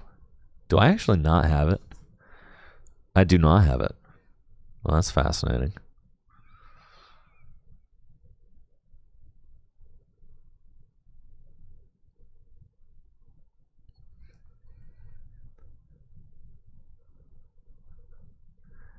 Turns out 350 is a lot. I'm 1 energy short. Okay. Dope. So we just pass here. Good Lord. Okay. And I have to use Picnic Basket so they can't win. Okay. Yeah, because I got 4 down. 4, 5, 6, 7. I need all 7. I don't have it. All right, so we Picnic Basket, and we pass.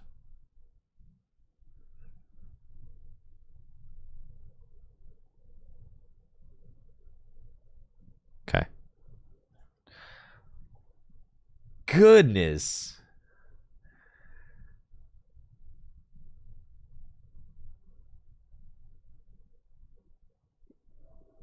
They could boss Genesect. Well, yeah, if they have boss for game, then that's it, right? I mean, but like, what else can I do, dude? I'm getting freaking farmed out here. They had turn 2 Gengar knockout on my Fez, turn 3 boss 1-hit KO on Goldengo. Like, you know, with me having a scuffed start. It's just like, yeah, they popped off, you know? And you know what? Good for them, okay? Good for them.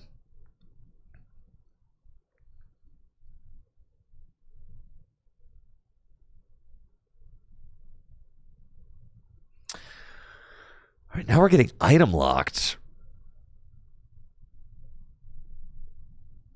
Okay.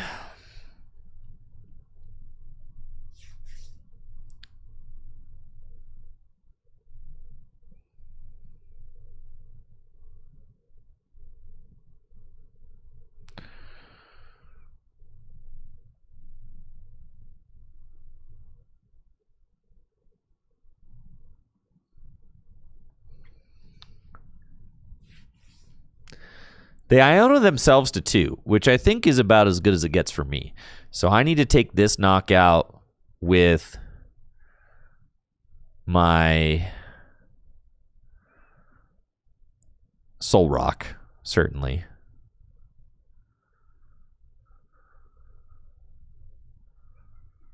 That's nice. I also have Mega Lopunny.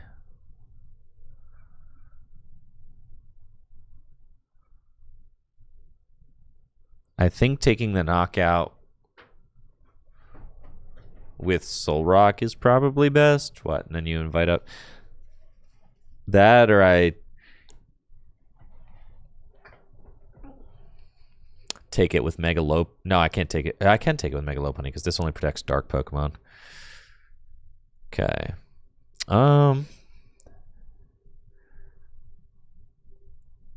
I'm thinking at a certain point, if they just have boss, they win, right? And you just kind of have to hope that they don't have it. I mean, they've got one boss down. They've got a 2-card hand.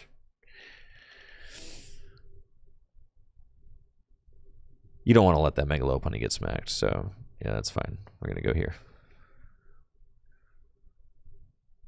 Okay. And the Mega Lopunny, if it really gets down to the end of the game, the Mega Lopunny might be able to survive a hit from like the Pecharunt. I mean, maybe. You've got this monkey to worry about too, which is going to be throwing damage counters over. So that's kind of annoying. Huh.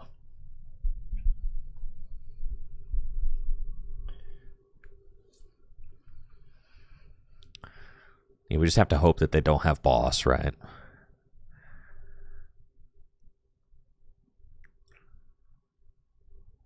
I mean, that's guaranteed. They Iono themselves to 2.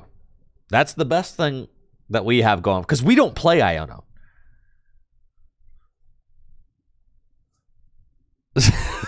So this is like the best case scenario, is that they basically shot themselves in the foot.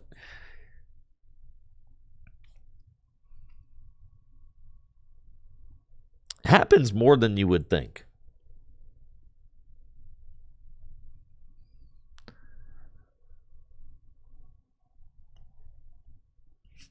All right, they're going to start clutching. I can't take this knockout with a single prizer. I am also down my prime catcher. So that is unfortunate. Oh, but I can just boss. But I can't boss KO anything.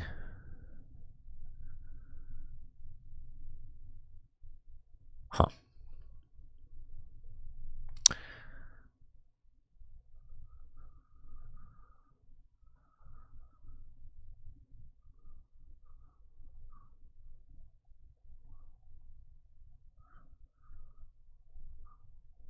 I've got one Turo.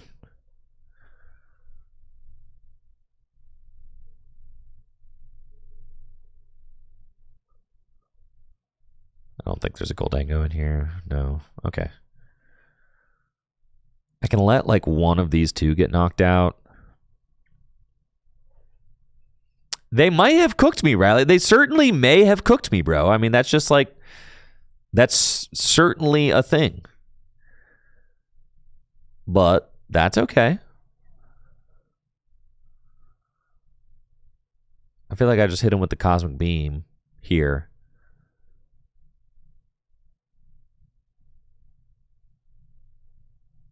And we say like, okay, eventually I will Turo up this Lunatone. Like, the Soul Rock can go down.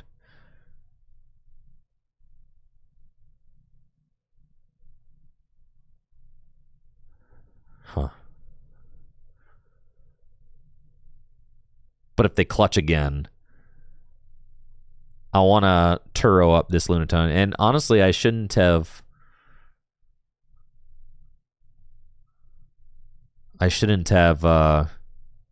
discarded that second Turo early on in the game, but honestly, I was kind of like on the ropes early on and was like, I have two. Yeah, I'm like, what are the odds I need 2 Turo this game? I mean, like, I probably don't need 2 Turo this game, but no, thank you, Snorlax. Appreciate you, Snorlax, for that sub in the 3 years. Prime sub, 3 years. Let's go. All right, they just passed? They passed? What, you hit me with the spooky shot?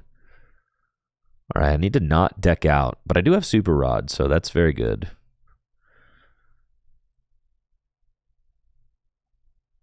What is my opponent cooking here?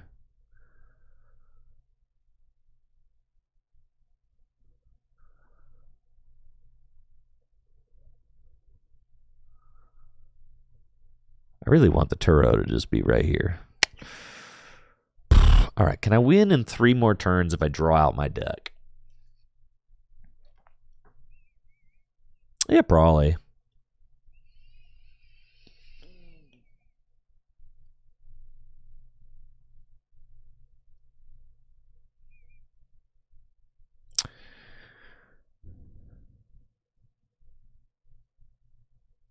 Okay. Just go boss, knockout.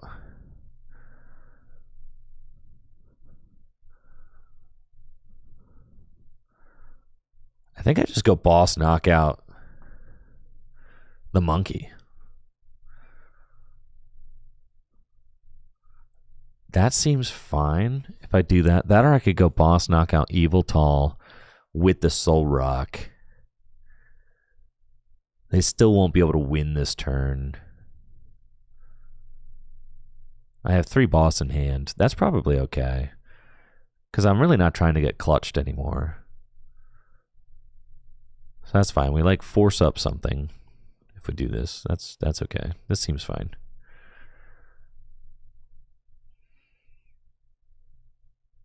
I don't feel like I have to Turo yet. Okay, so we take that. I was thinking low punny KO monkey, but I also don't mind this. They win with boss regardless.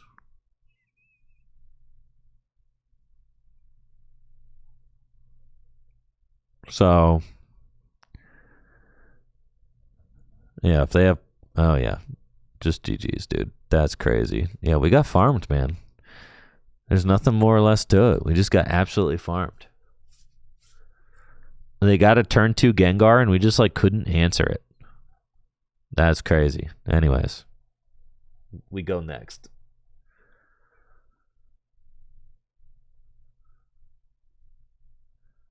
Crazy, crazy game. Crazy game. All right. We're going to put that one in the rear view.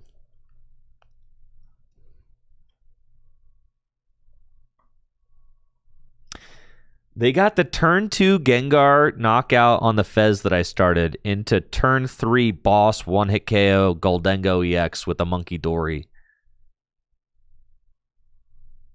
And then they basically stalled out while I tried to scrap by and regain my footing. But then all they needed was a boss to knock out my dude for game. Maybe I could have... Yeah, I don't know. It was tough. That was a tough one. And Gengar pops off like that, you know. It's just tough sledding, man. All right, this opening hand is looking kind of decent.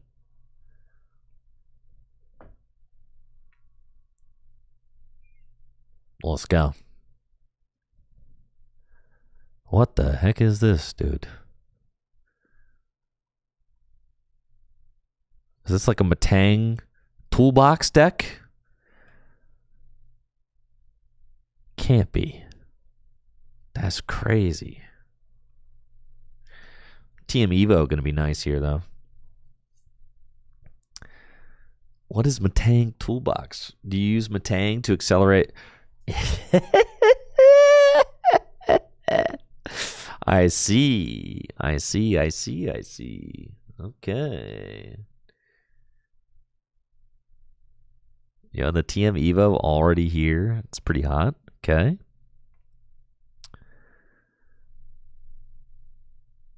So I just need to go get... You're telling me they haven't fixed this bug yet, guys? I just can't select this, huh? This is just what it is? I just can't get it. Is that just what it is? There's just no selecting that. All right, I guess we're using Bunny against my will. Thanks, TCG Live. That's fine.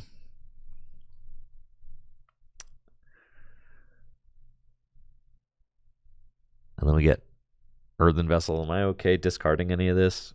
I mean...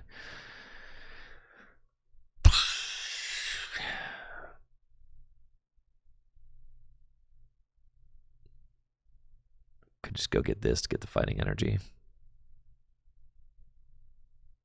Yeah, that seems fine. There's no tools in my deck. Okay. Gong. Give me this.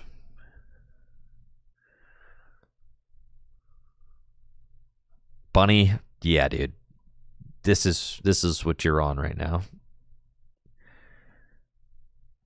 Evolution. It will never fix. You think it's just cooked forever. The crazy thing is that it only happens sometimes, and I have no idea why.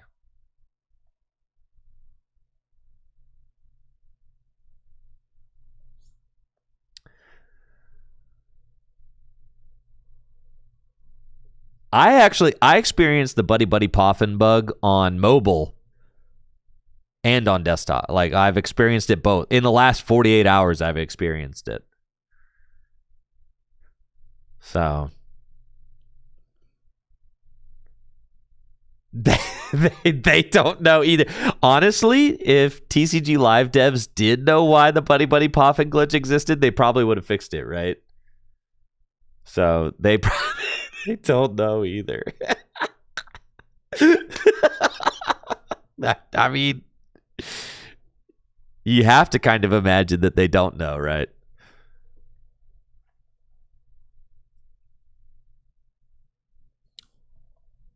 All right, what are we doing here? Holy cow, man. What? All right.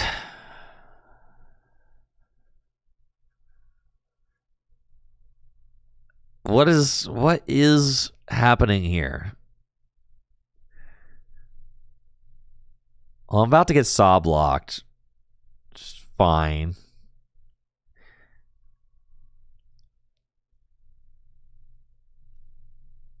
I got one off the Metang. Okay, and we're getting sobbed. Yeah. Okay, noted. All right, now it's time to draw a couple cards. Ha! Just go with the Turo.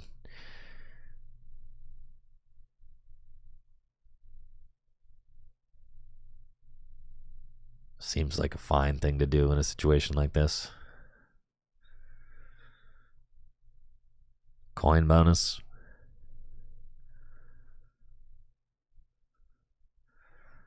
I fear that I will just get farmed by this thing. But that's okay. I have Fez. Gotta trust. It's a very, very strong couple cards to draw there.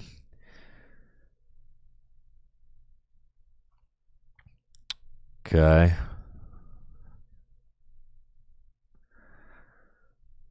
Get my boys out. Finally, the boys are here.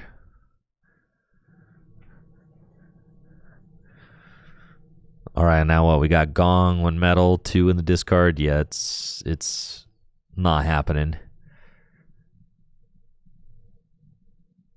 I'm a little short. That's fine. We just hold. They've got 2 megas on board, so not really that stressed. We just pass. I can just win this game by knocking out 2 megas. Make Mawile, make Kangaskhan. Even if they freaking cook this Goldango with the Mega Mawile, that's fine. We should be able to get the return KO, and then we just go Prime Catcher, Kangaskhan game. Something like that.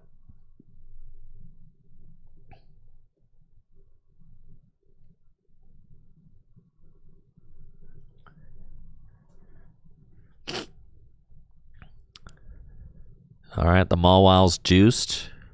I see. I expect Mawile's just going to come screaming in and just do this thing, right? Huge bite, sure. This seems fine.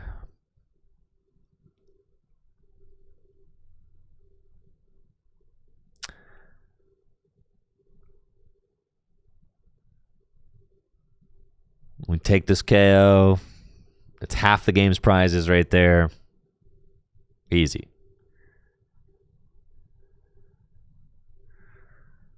All right. So that dude gets farmed. That's okay. We just draw out and just outtrade them. Should not be difficult at all. Want one more Gimme Ghoul down if we have it? We do. All right. We'll put that guy down. And then Prime Catcher's in deck. Yeah, plenty of energy in deck. Let's go find them, shall we? Flip the script.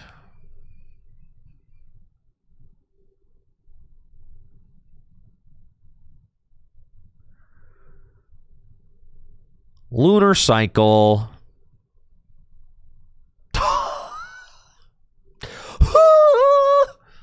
Coin bonus. Man, what a beautiful deck, bruh. Just beautiful. Beautiful freaking deck right here. Man, oh man, oh man, oh man. Are they going to do anything spooky? Are they going to do anything messed up? Should I be afraid?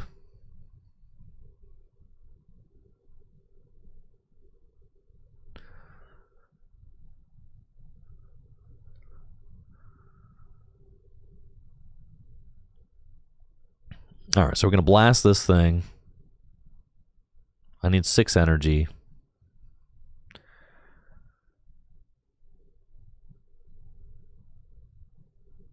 There's 6 energy right there. Are they going to like item lock me so I lose or something?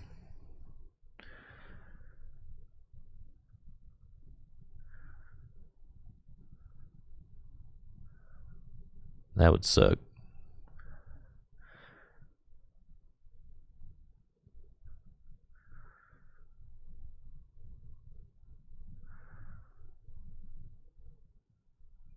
I'm not trying to get item locked for L, so I'm just gonna. I don't really know what's in their deck, but I'm also not trying to find out the hard way. Okay, knockout. That's what I'm saying. But doing instant loss would be tragic, so we're gonna outskill our opponent and not let that happen. Okay, there we go. Bang. You're dead.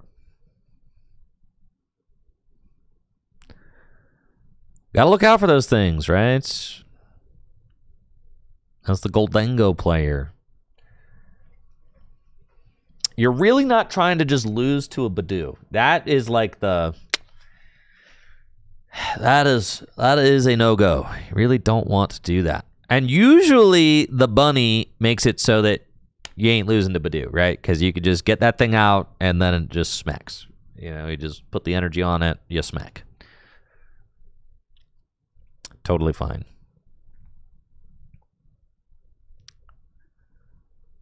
Yeah, and that was like our first superior use, so you just might as well use it. God, I cannot reiterate how much I play like total garbage on my phone. The other night, I was playing against some Armarouche box deck, and I was just destroying it, right? I was just beating it, and I was just like going through the motions. And like when I'm playing on my phone, I don't know about you guys, but I'm doing like a million other different things. I'm like, I'm multitasking. I've never got 100% of my effort when I'm playing on my phone. I'm always doing other crap. So then my opponent like sends up I have one prize left to take. My opponent sends up a Chi-Yu to knock out a Goldango. I'm not even paying attention. I'm like, I do not care about this Chi-Yu. I have one prize left. And then I do like 400 damage to it. And then since I'm playing it on the phone, I like didn't see that the little special energy that was attached to it was actually a freaking legacy energy. So then I just lost. So I rage scooped. Yeah, that sucked. But I couldn't tell there was a legacy. I would have had to like go through the effort of like zooming in and then like see what was this little special energy that you attached. That's beast, actually. I'm happy for you. I'm happy for you that you did 350 damage. Thank you, Incroyable, for that sub in the 17 months. I appreciate that. Thank you.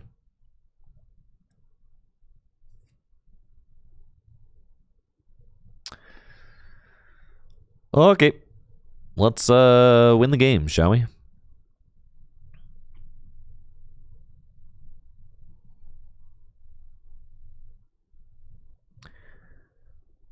Whee! I win. Just draw out the entire deck, dude. Just draw out the entire deck. Make them wish that they'd never sat down across from you, Make them wish that they'd never seen a Goldango in their life. Make them wish, And then my opponent reveals the legacy energy hidden underneath the Kangaskhan EX. And I lose.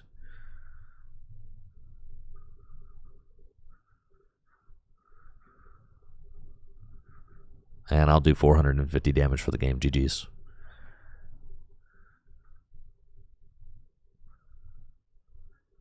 GG's.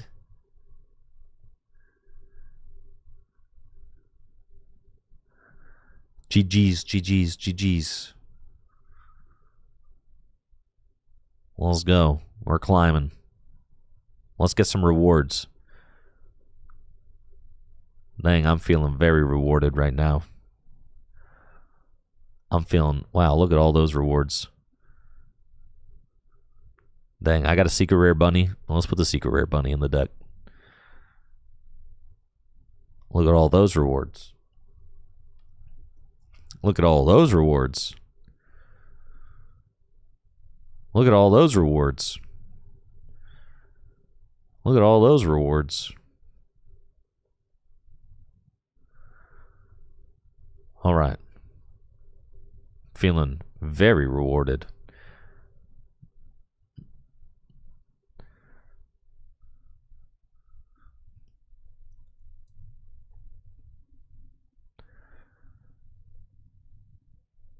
Oh yeah. Now we're flexing.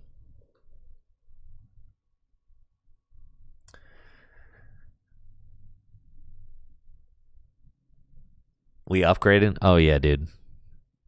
Look at the bling. I want to play the secret rare bunny in Toronto, but I think it's probably too expensive.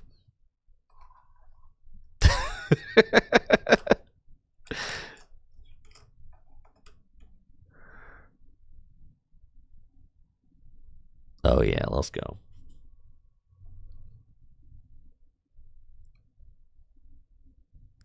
I would play secret rare Goldengos too if I had them, but I don't.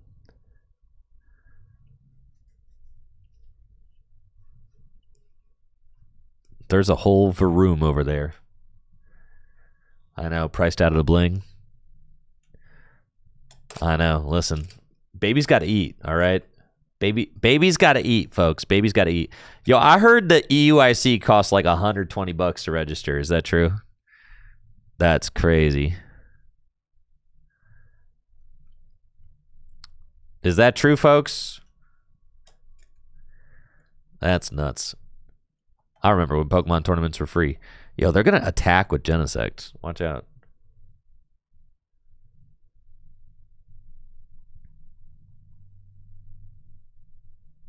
Okay.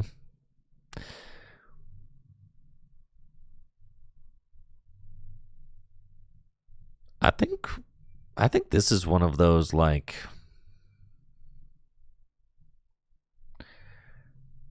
just do this.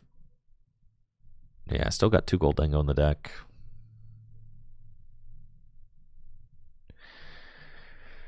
That just seems fine. That or I'm what? Yeah, like that just seems better. That or I go get my Soul Rock and I start doing Soul Rock stuff. And like what? Hit the Genesect for 70? That's just silly.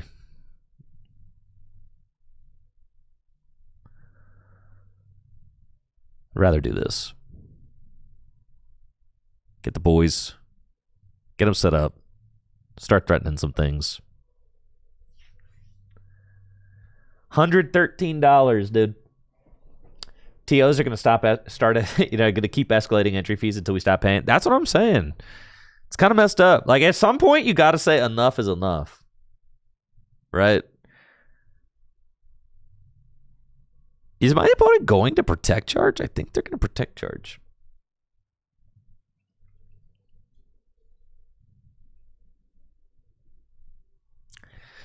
This is a Goldengo mirror, right? Wrong! Wrong! Okay, it's Arcalodon. Oh, yeah, dude. Oh, yeah.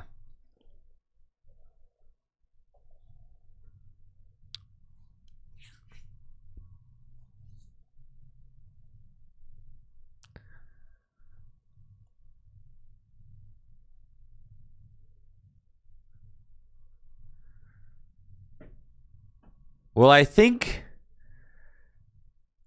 they're just going to keep raising the cost because demand is high and the events keep selling out. So they're just going to keep raising the cost. And that's just kind of just is what it is, right? So at this point, and in a way, I don't know. I really enjoyed the Pokemon trading card game back when I used to go to just like, 2 or 3 regionals a year. I felt like it was like the hobby was in a really healthy spot when I was doing that. And now it's like, I feel like a lot of the player base is kind of just going to be forced into that spot financially. Right. So that's okay. It's honestly just let the richest people travel to all the events and get the world's invites, and that's just the way it's kind of always been. Now it's just really that way though. Right. It's kind of always been that way.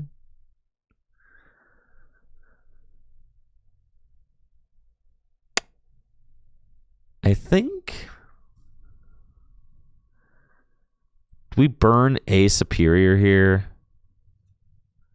to just see more cards. I don't really think so. I'm okay.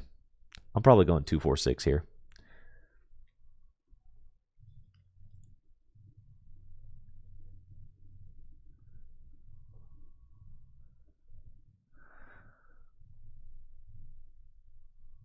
But yeah, that's fine. I mean, really, it's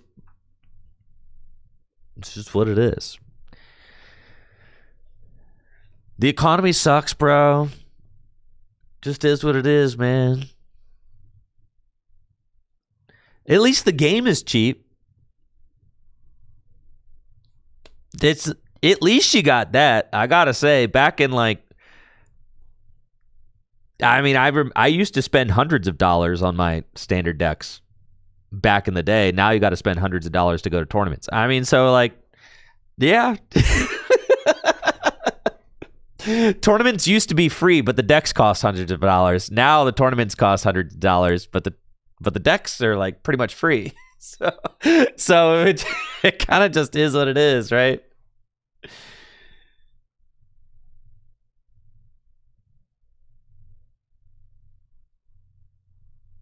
Yeah, at least you can build your meta deck for like $50. So, like, that is a huge win. It still is a huge win. It is a huge win. Yeah. Still.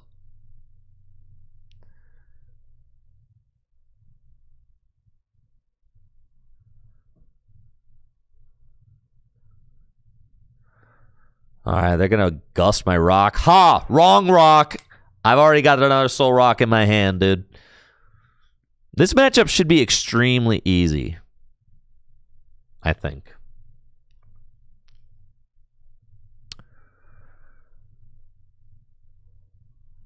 What is Riftbound? What even is that? I'm not sure that I even like. What is it based off of? Is it like a game based off an anime or something? Like, what is a Riftbound? What is a Riftbound? It's a new TCG. I understand that much. They just had a tournament. I know. I've seen people talking about it. But what is it? Like, I get it.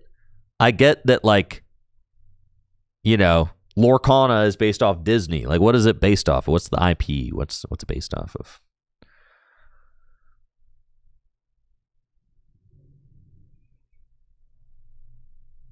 League of Legends.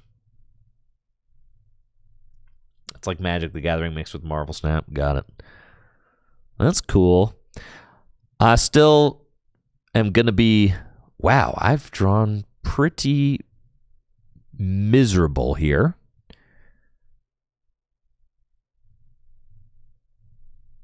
I can't believe it. I'm going to whiff. We never whiff.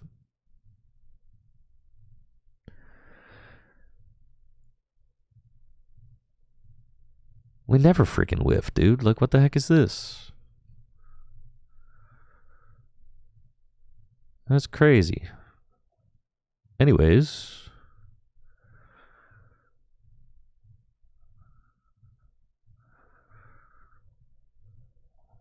Let's just do this. Well, we're not supposed to whiff, man.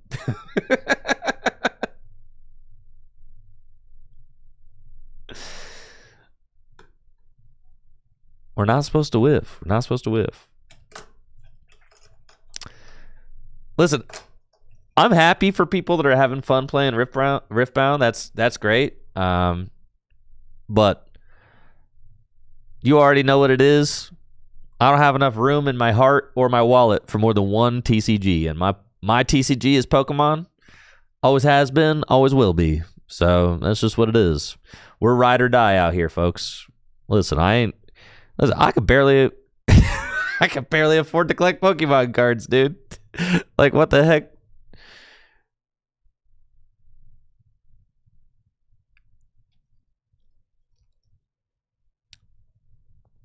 All right, you're going down this turn though, for sure, for sure. All right, I don't have. You think they play like that card that allows them to do like 40 more damage or whatever? Probably. That would be really annoying if they play that. I bet they do.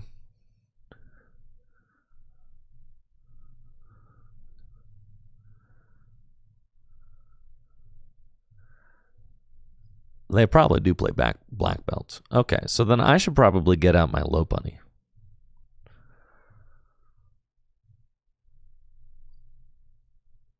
So maybe I can like gust the Genesect on an odd turn, you know.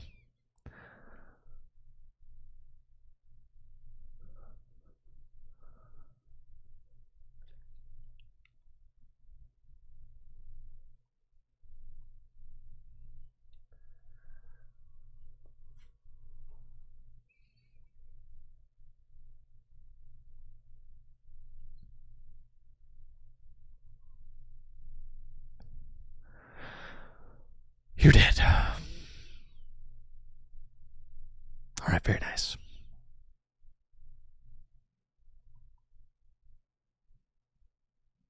Skadoosh.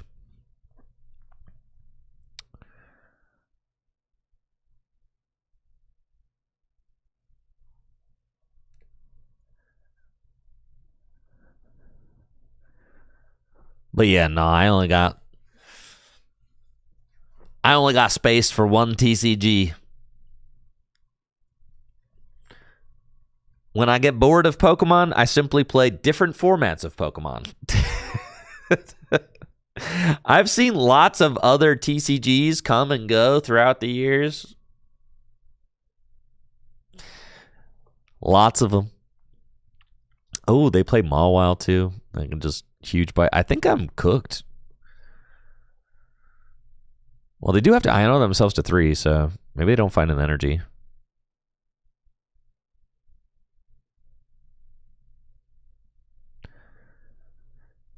Oh, no. They have it guaranteed. They could just go into... Whew, that's nuts. All right. So then what? They go Archaludon. Maybe they don't play Black Belt because they probably just play Mega Mawile, huh? And we just need them to not have boss for game. Yeah, this game's been scuffed.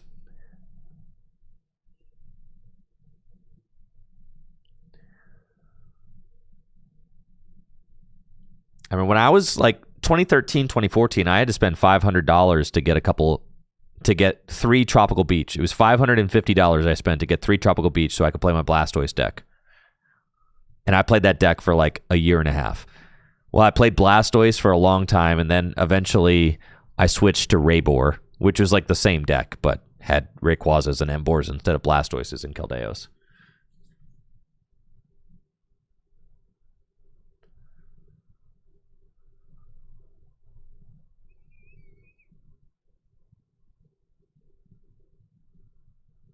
Dang, guys, we're getting farmed this game. 1 prize left. Sheesh. Wish I had an Iono right about now, but I do not. So, yeah, if they just have boss, they win. But they're down 2 boss. They probably play 4. Have to imagine.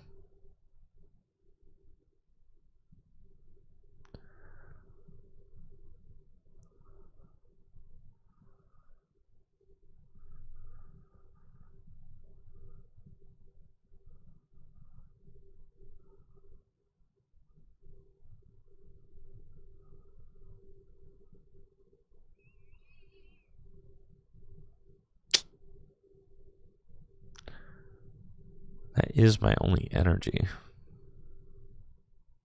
Okay.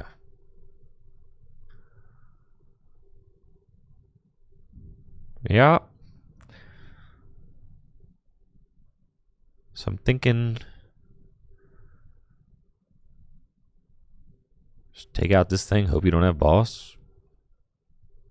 That's what I got, dude.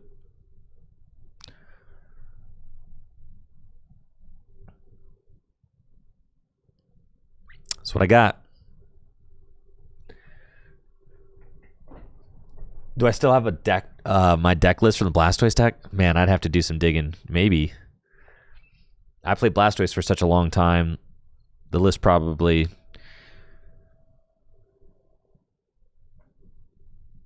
had quite a few variations over the years. What? He can just do 400 damage? Wait, what? That card's broken, dude. Yeah, all right. Yeah. 400 damage. That's crazy, dude. That's the first time I ever got gobbled on. That's nuts.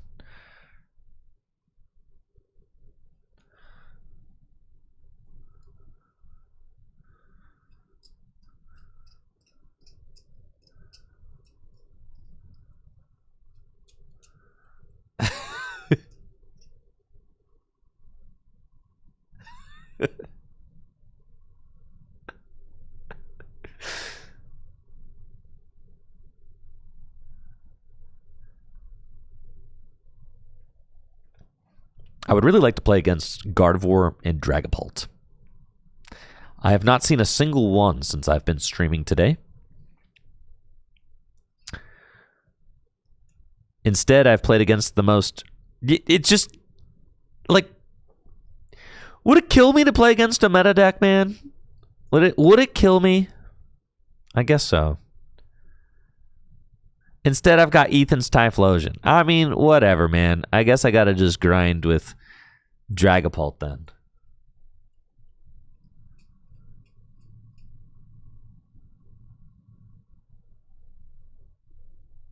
I am at Arceus. I'm in Arceus tier. I've been playing against nothing but the craziest crap. I'm just trying to play against one of the big five. Let me donk this. Let me donk this guy. Let me donk him. Yes. Okay, come on. We win. It's over. Thank you.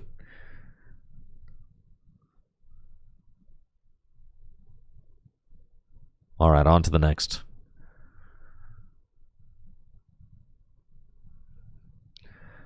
On to the next. On to the next. Get out of here, Ethan's Typhlosion.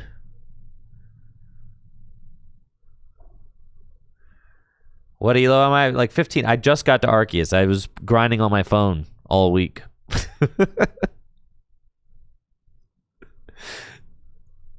Listen, we're working our way up, okay? We're higher than when we started.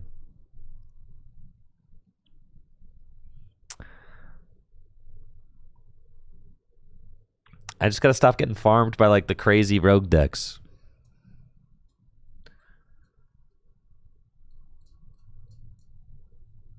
We probably do get is this a rematch? That happens constantly on TCG Live. You hit Q too fast and you play against the same opponent.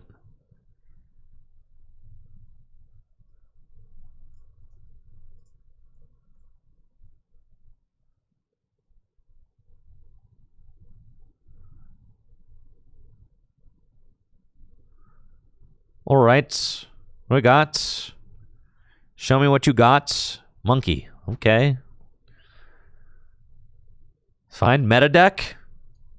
Meta. Is that Grimmsnarl? What deck plays Energy Search? Regular. What the, excuse me, chat. What deck plays this?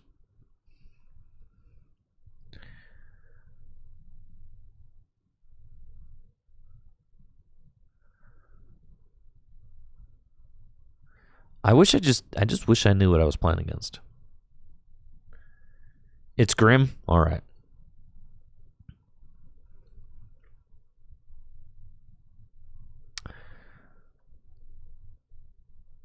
Is Mega Lopunny sauce against Grim? What do you think?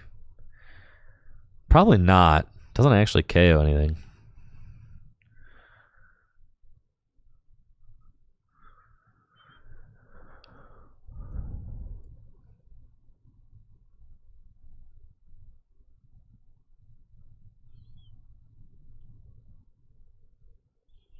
Maybe it is, though.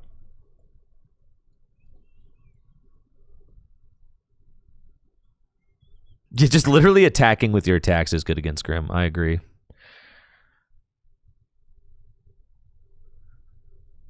And then just use the picnic basket, use Turos, and you just win. Yeah. Just setting up is good. All right, I prize the picnic basket. That's fine. But I've got my Turos. Okay.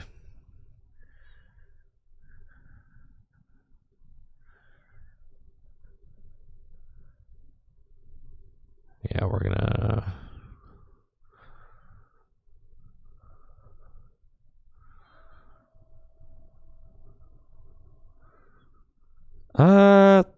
That's fine. Maybe I should have just kept the Pheasant Dipiter active. They do sometimes play the clutch guy, though. I really wasn't trying to deal with that.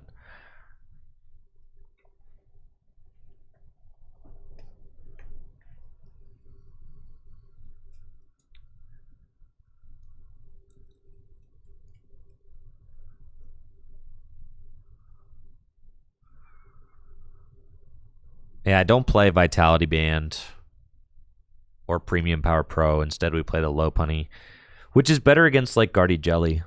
It's better against Item Lock. It's better against... it's better against a lot of stuff. I mean, really, I just like Owen Cameraman's list a lot. Do you see? Frick, guys. Now I gotta go find my idiot. All right. I knew we should have gone Bunny. I knew it.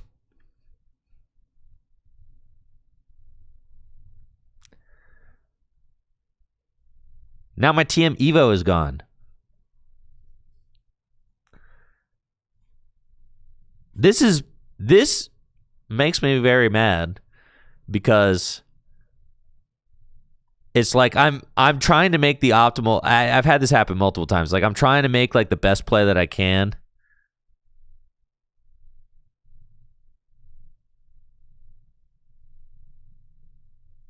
I'm trying to make the best play that I can, right? But I don't know what my opponent's playing.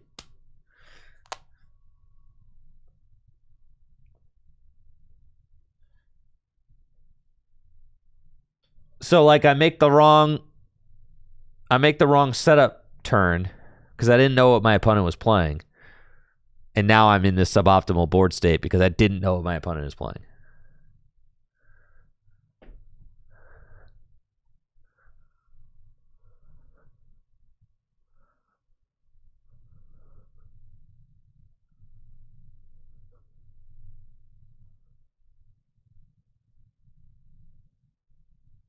That's fine.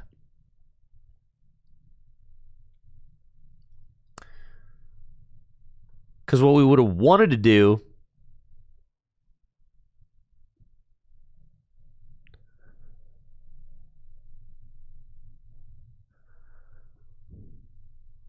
is use TM Evo to get into the Mega Lopunny, obviously. That's what we wanted to do. Well, there's Baniri, but now can't. Well, I guess I don't really want to hit the Evil Tall.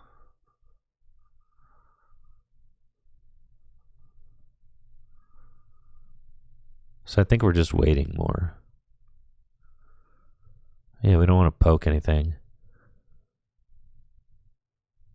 I don't feel like I want to put the Baniri down until I find the... Is that wrong? We're just going to put it down.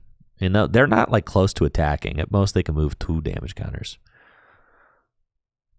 That's fine. And I do play a Super Rod. Okay. We'll pass.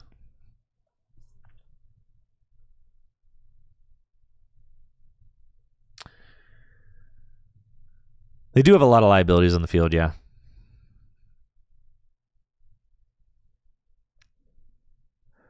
I think I'm chilling. I mean, yeah, they got 4 prizes right there. I just need to... Yeah. Yeah, they've literally got 4 prizes. I mean, we're fine. They've got all 6 prizes on board.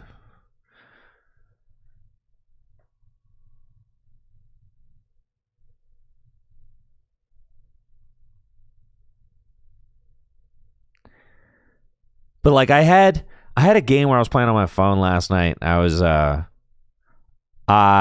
opponent starts Latias going first.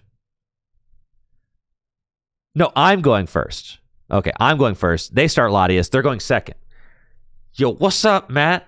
I appreciate you. Yo, thanks. Hopefully you're doing well. Thank you for that tier 3 sub. Thank you for the 35 months. I appreciate you, Matt. Yo, I hope you guys are doing great. Appreciate the love, man. Yeah, I had a game last night where my opponent opened Latias. I was going first, and I set up my board and I attached my first energy as if they were playing. I attached my first energy to a bench gimme ghoul because I was like, oh, I'll retreat, and if they're playing Absol Box, I'll have an attack with Goldengo next turn. But instead, they were playing Dragapult, and they went item lock, and I'm like, oh, well, if I attach my first energy to Soul Rock, which was also on the bench, then I probably just went. It was tough. But I think I learned a valuable lesson there. I think you have to be very careful about where you're putting that first energy. Did they clutch again? They must have clutched again. Did they just pass? Are they even here? Did they clutch? Let's see. What happened?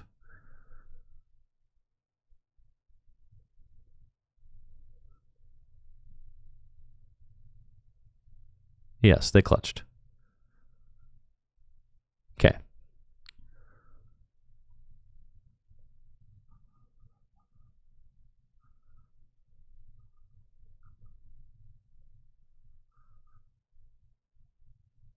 It's fine.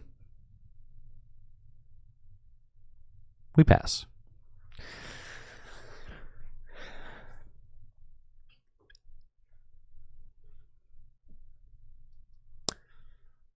Velfunkel over on YouTube says, when I played those black and white era decks, did I play with min rarity or did I use full arts and golds? So I played a Kangaskhan? Let's freaking go. My Blastoise deck had full art Caldeos and had gold secret rare Blastoises in them. I was like obsessed with the Blastoise deck. And it wasn't fully blinged, but it had gold Blastoises. And I remember vividly buying the Blastoises when they came out for $20 a piece. And I was like, oh, I'm going to really spring on these. I'm going to buy them for $20 a piece. But yeah, that is what they cost back then. It was $20, which I'm sure is hard to believe because that is not a $20 card anymore. Obviously.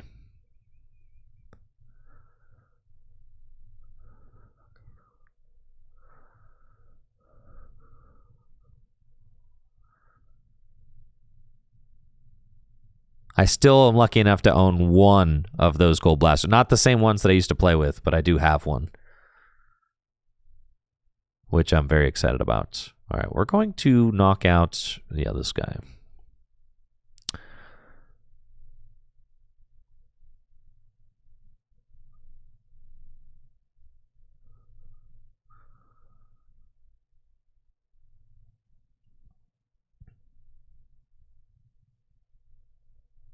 Oh yeah, you're cooked. Say hello to my bunny.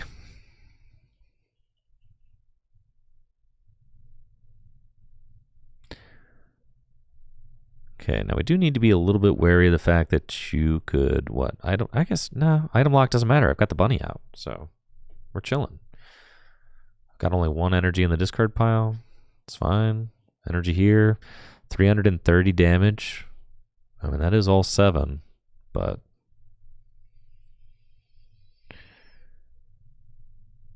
like, could I get item locked for game? I mean, I guess I could, technically.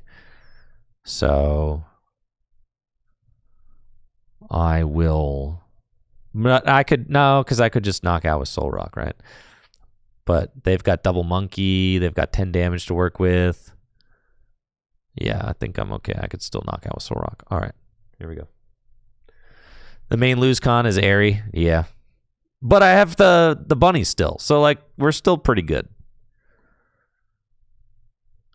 The bunny solves a lot of your lose cons as a Goldengo player. I did used to have a playset of gold Plasma Freeze Ultra Balls. Yeah. I did used to have those. I never played with them, though. I ended up selling them pretty early on. I remember I had a playset of them, and I think I sold them for $80 a piece. Yeah. I mean, we were broke living for sure. I used to sell everything. Everything. When I top 8'd NAIC in 2017, I took my top 8 DCE, which had like top 8 printed on it. I took my top 8 playmat. I took all my promos, everything, all my booster boxes. I brought them straight over to Yeti Gaming and was like, cash me out. And I don't know. I think I ended up getting like, I don't know. For like the playmat and the promo, I think I got like, $30, $40 or something.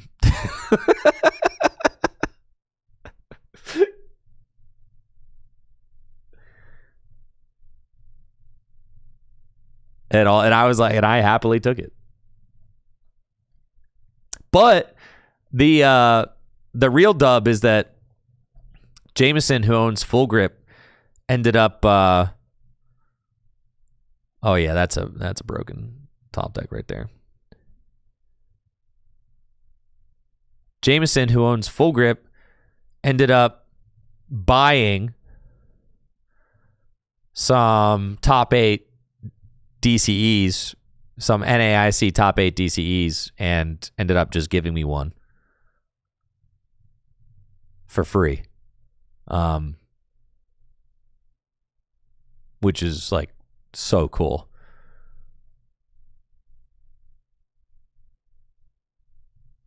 Yeah, that doesn't need to be a thing anymore.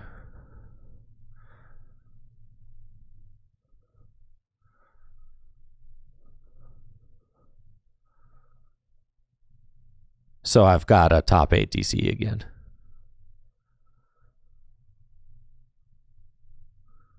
Did I sell my most recent top 8 playmat? No, I actually kept that one because I'm not in a place where I need to sell every little thing anymore. But I was. When I was starting the game, I absolutely was. I mean, I needed money just to get gas to go to tournaments and hotel rooms, all that. So like the hobby had to pay. The hobby was so expensive, you know, the hobby had to help pay for itself. It just had to.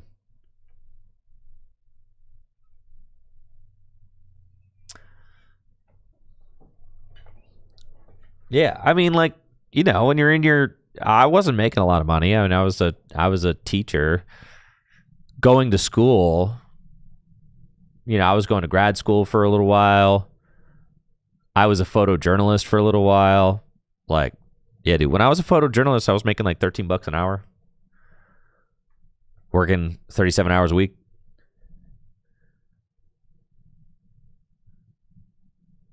You know, when I was a teacher, I was making like $30K a year. Yeah. Yeah, dude. You had to do what you got to do.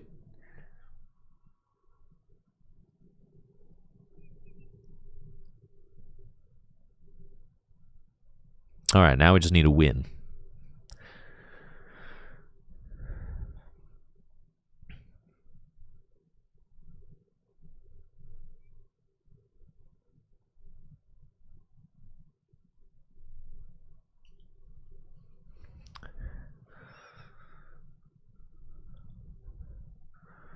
Okay.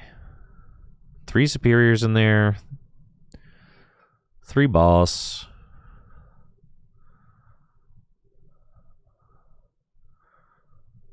We're like almost there, but not quite. Oh yeah, that doesn't do me any. Well, I guess it's like okay. I don't have the guy. Turo doesn't really. I don't want to waste a Turo, that's for sure.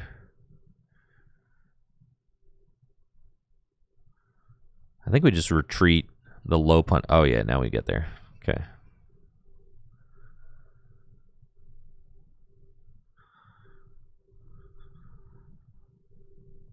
Let's go, baby. Broken deck.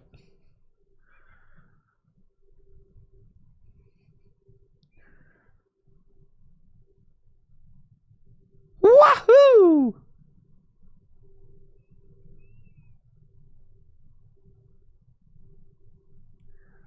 Let's go, baby. Let's go. Let's go. What was the most expensive standard deck that I've made? It's not even close. It was the Blastoise deck. It was not even close. I had 3 Tropical Beach in there. I paid $550 for the 3 Tropical Beach. I played it the entirety of the time that it was like standard legal. I actually top-8'd the first regional. I top-8'd my first regional ever with it. I will show you. I will pull it up. Let's see. Where is this thing? I had let's see, footage, tournaments.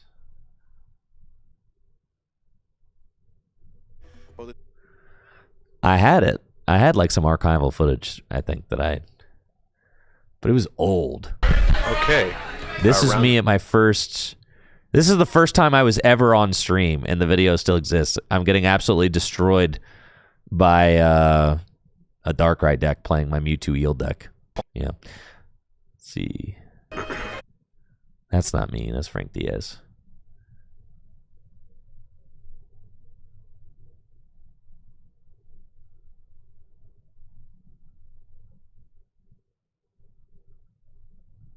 Top 32?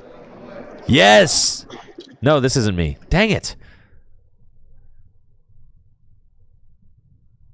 You can find it, though. Let's see.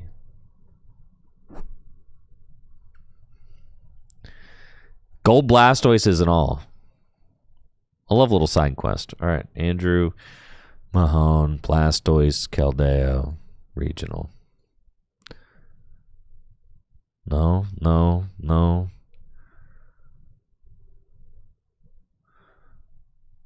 I know it's here.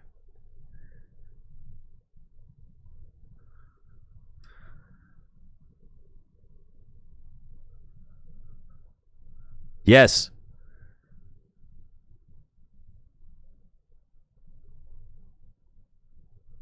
Here we are.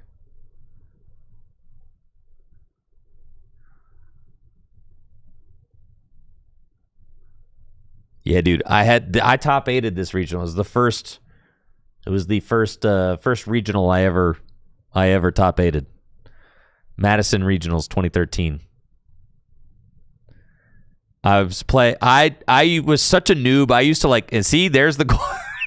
There it is. There's the gold freaking Blastoises right there. I was such a noob. I used to just tech for everything. And so I had this Victini and a Fire Energy in my deck to tech for the Kling Clang matchup, because the Kling Clang matchup was pretty bad. Because they could make themselves immune to Pokemon EX. So if you got the Victini, you could like knock out Kling Clang. That was like the tech. Oh yeah, dude, look at this. Blastoise, Keldeo, baby. I had reverse Squirtles too.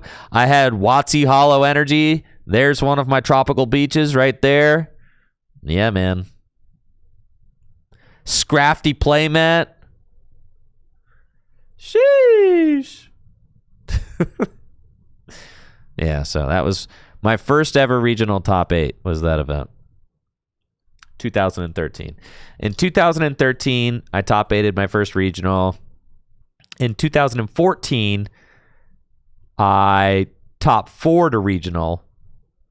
My first ever regional top 8 was with Blastoise in 2013. And then in 2014, I top 4'd a regional with Raybor. And then in 2015, I won a regional. And in 2016, I got second at a regional. In 2016 is when they introduced like the esports prize money. In 2015, when I won my regional, it was like one of the biggest regionals that had ever happened at the time.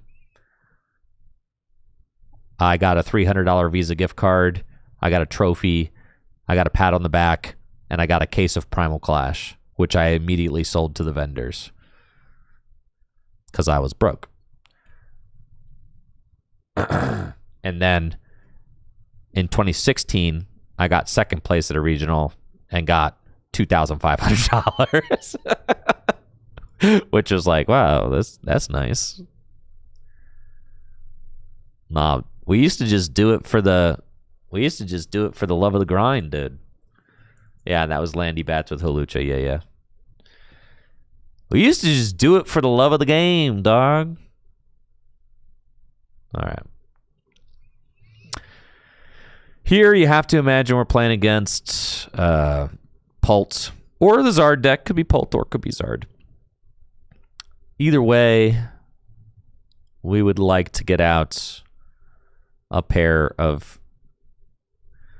gimmies. If it's Pult, yeah, I still think it's correct to get out a pair of gimmies, yeah. Because then next turn I could go get 2 Genesects and draw more cards. And the Artisan, odds are the Artisan will still be there. It would allow me to go get a Lunatone if I wanted it.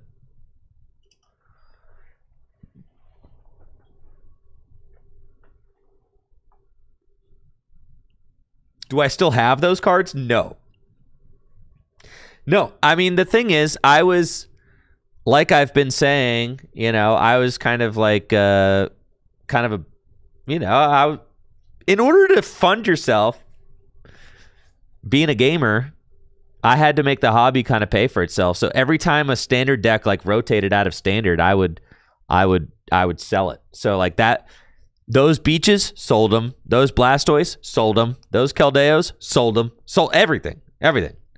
Because I wasn't obsessed with the collecting. So I mean, I love collecting. I still collect, but like, I had to sell it all. I do still have those decks built today, but not the same exact cards because I sold everything. I always sold everything to pay for whatever the next deck was. So when I sold out of Blastoise, it was probably because I was building. I sold out of Blastoise and I sold out of Raybor, and it's because I was looking for the next deck to build. So after I played Blastoise, I played Raybor. I top 4 to regional with Raybor. So I top 8 in my first regional with Blastoise Keldeo in 2013. I top 4'd my first regional in 2014 with Raybor, which is a very similar deck. And then I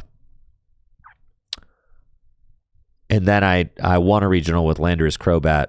But before Landorus Crobat, I was stun locked on trying to get this Bronzong Dialga EX deck to work, and it was so bad. But I was stuck on that for a little while, for way too long. And then I had this Jimmy Neutron brain blast moment where I was like, dude, Landorus and Crobat, it's going to be broken. Let's just do that. And it was. And it was awesome. Okay, looks like we're playing against Charizard, so I'm just going to knock out the Charmander. How about that? That seems nice. Chris Joslin, tray flipped El Toro. No way. No, he didn't tray flip El Toro. He fell off. Yo, what's up, Ricky? Yo, Ricky Glazer with the raid. Yo, what's up? What's up, everyone from Ricky? It came out today. No way. You've got to be kidding me, bro. Is it on YouTube? Are you serious? Where is it? Where? No way. All right, well, let me farm. let me farm this guy real quick, and then I'm going. No way. Wait, how could El Toro's not even skateable, dude? It's not even skatable. How does he skate it? I thought there's like a fence and stuff. There's like a fence. How did he do it? He fixed it up? Oh my God. Dude, Chris Joslin is insane. He's so nuts, dude. Yo, shouts to Ricky for the raid. That's awesome. I can't believe that, dude. Bondo and a lot of patience. I can't believe he literally rewrote history. Like, oh my God, I'm about to explain to all these Pokemon gamers. I can't believe, like, dude, he rewrote history. History is that he fell off.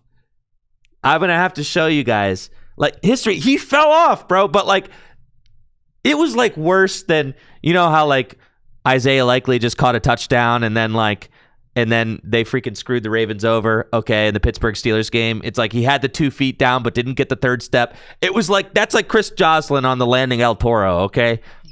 It's like he landed it, but then he, like, fell off, and it's like, it depends on who you ask. Almost nobody actually counts it, but then everybody actually kind of does count it, but then you actually can't count it. It's like one of those, and I'll show you guys the previous attempt too. Oh my God, I can't believe it.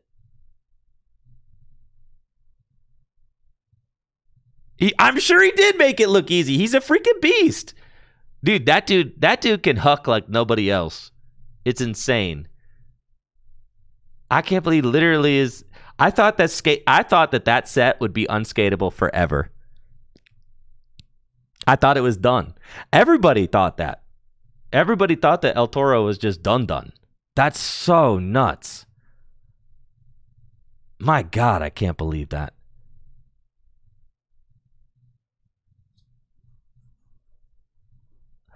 All right, so for those of you that have no idea what I'm geeking out about in the chat right now, it's Chris Joslin. He's a professional skateboarder. He jumps down stuff, big stuff. That's like kind of his thing.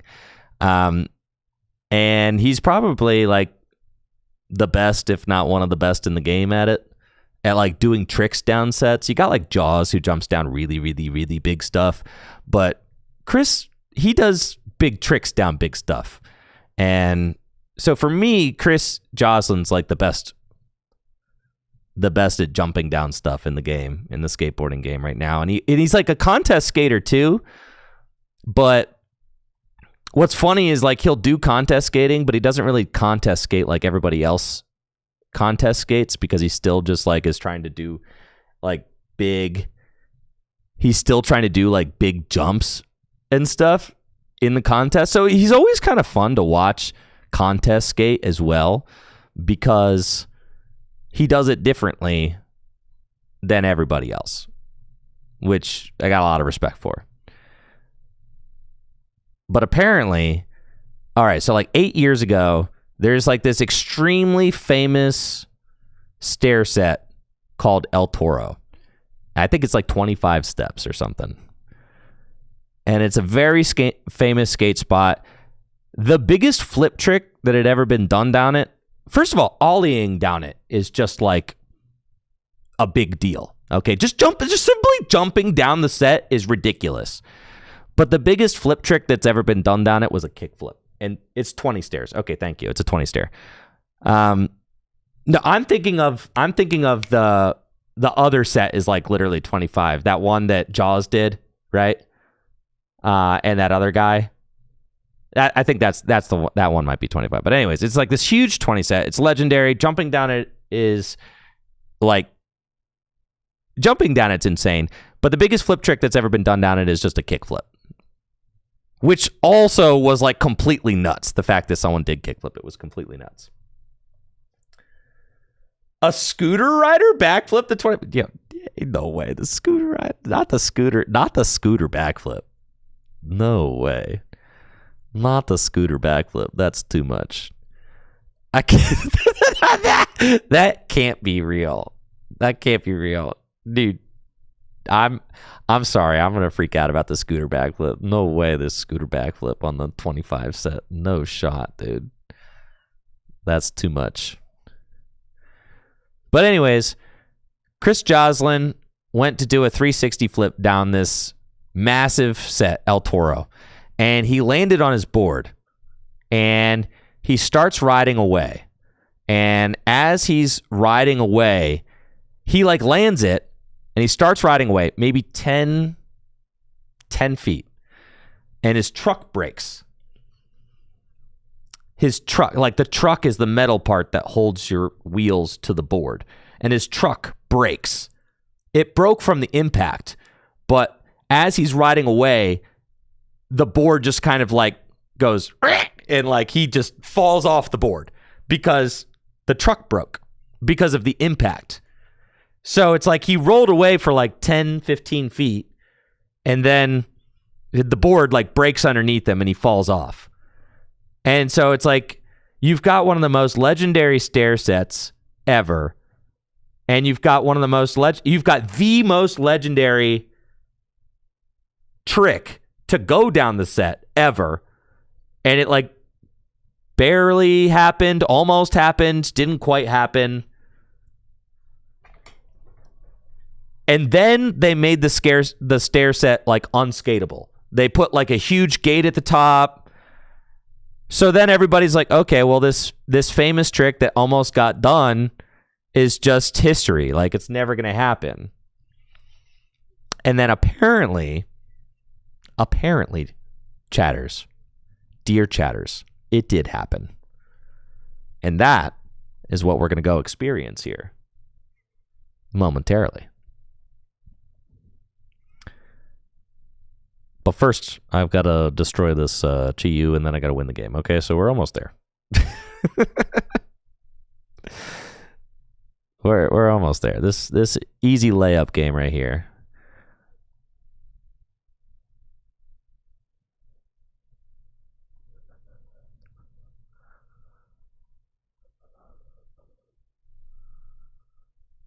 Okay, we'll put the energy on. Coin bonus. Super rod. Put this guy back into the deck. Put an energy back into the deck too. And we make it drain. Sure.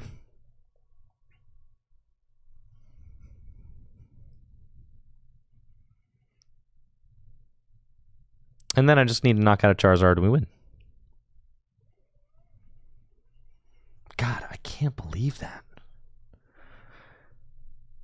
I have to take the... Oh, I guess you're right. Sorry, I'm thinking about Chris Joslin right now. I guess it's possible for them to win if they play Briar. They have to have Briar in hand right now.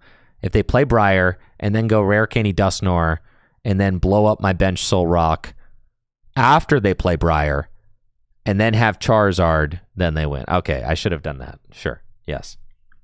Sure. Sorry, guys. I'm stun locked right now. I'm thinking about Chris Joslin tray flipping El Toro.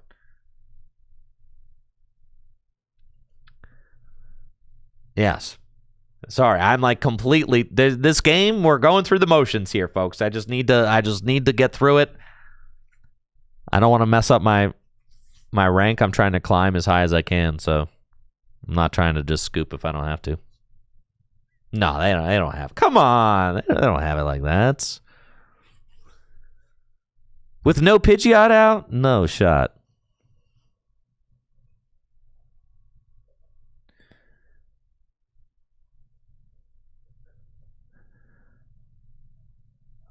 God, that's crazy. That is so crazy. I'm really not going to... I'm not going to be able to stop thinking about it. That's like extremely legendary in the world of skateboarding. And that's just like... It's crazy too, because you get all the old heads, you know, who've been following skateboarding for a long time. You know, you get all... El Toro is like one of those spots that's just such a legendary spot. Like everybody knows about it. Like everybody. All right, let's see what we can do here.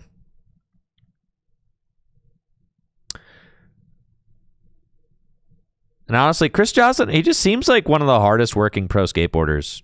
It just seems like he's never settling either. So props to him for getting out there and getting it. Like, that's crazy. All right, Fez is in the deck.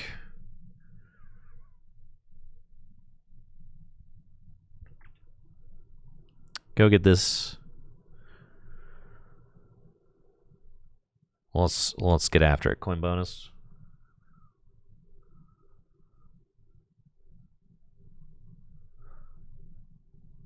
I think I used my prime, didn't I? Yes. Well, that is most unfortunate. Okay. Lunar Cycle.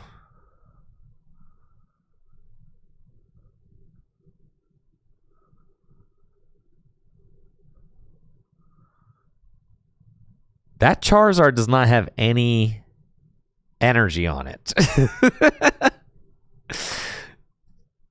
This is the thing. All right, they only have 1-2 prize Pokemon in play. They might not have game if I just, like, have to pause for a turn. But then they would have to have Charizard Boss? Or they could go... Yeah, it's not great. It's not looking great. I think I kind of have to retreat. And just go for it.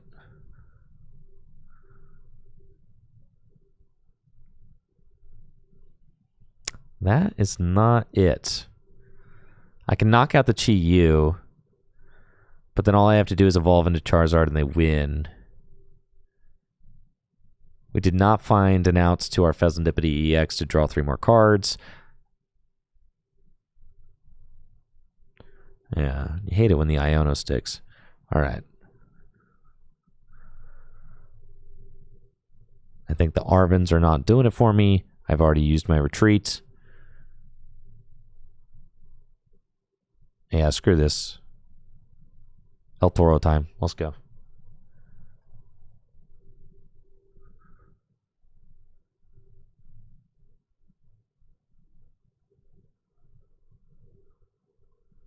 Let's go.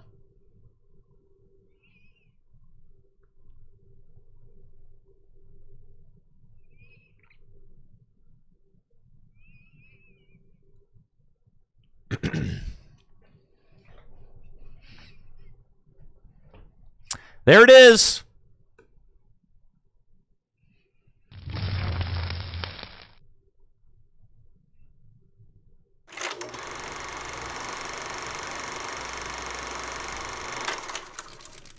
Let's go, Chris John.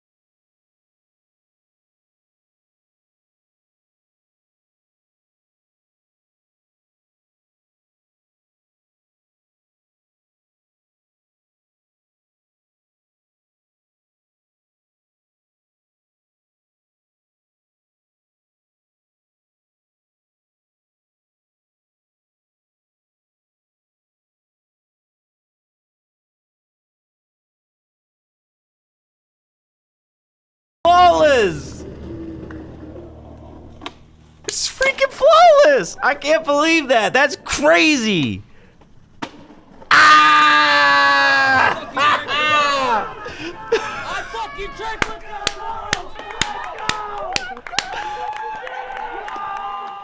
What a freaking beast, dude. Oh, and his kids are there. Man. That is so sick, dude. That is so sick. Oh my god. And you know, it's just like you can't help but just be so happy for him, right? Oh my god.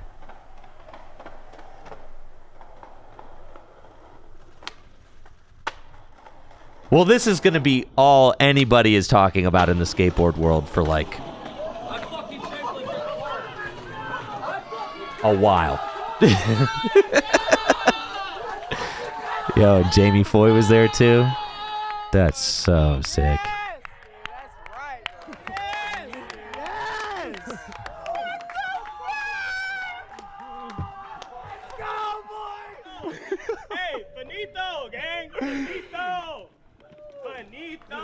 That's so nuts, dude. All right. You goddamn legend. Brother, thank you. How many years later? 8. 8 years You later. know what's funny is she was in. All right.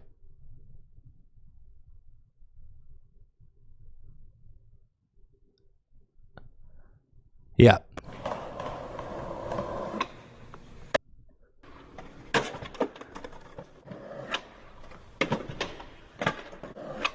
$8 years ago. God, look how freaking big this is. That's it. Look at that.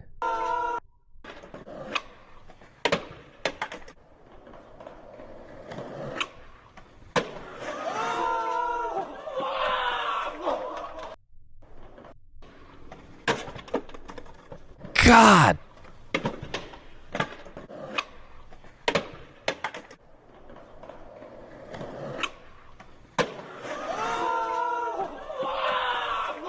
Dude.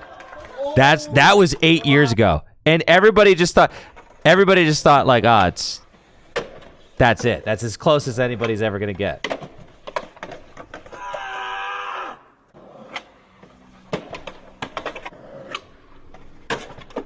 Oh my God, just watching his body just freaking explode at the bottom of the set.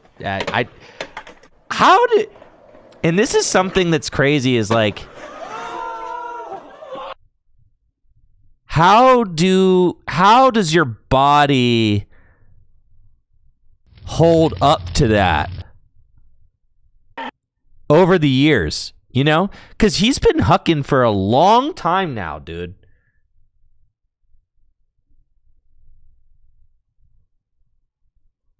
So my knees hurt just watching it.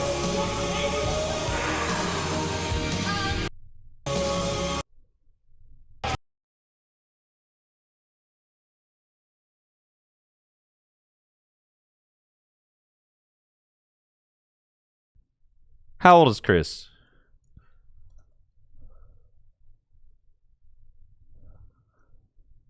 $29. He's 29. He just looks old. He's only 29.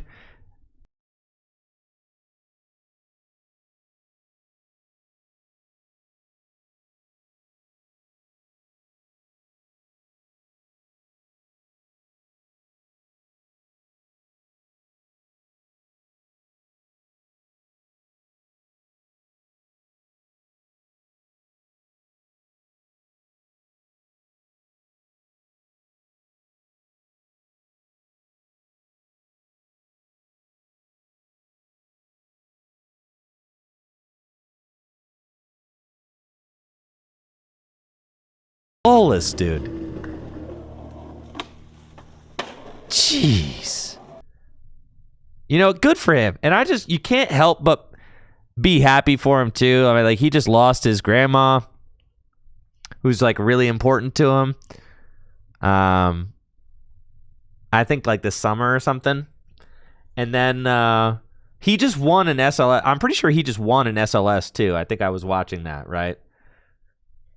He like won an SLS recently, which is like a big deal. I think he won his first SLS competition, which is like really big.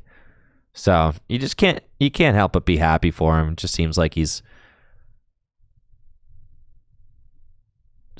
in a good spot with his life, you know, just raising a family, doing the pro skateboarding thing. Just continuing to like incrementally improve his game at what he's doing year after year. Just like work hard. It's freaking sick, man. Crazy.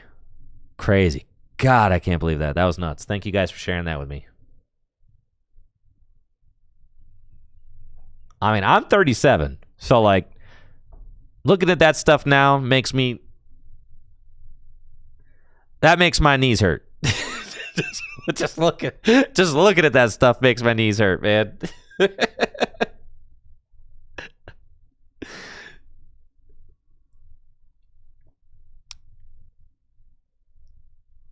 Yeah, that was sick.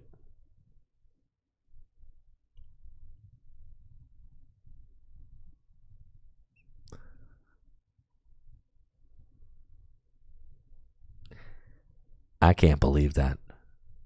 All right, Charizard again. We got a redemption shot. I'm going to have to pay a little bit more attention. Set up my board a little bit better. I can't believe how perfect it was. That was so nice. Just absolutely, like, destroyed that trick. Just absolutely destroyed it. Crazy. All right, we got a pretty good setup.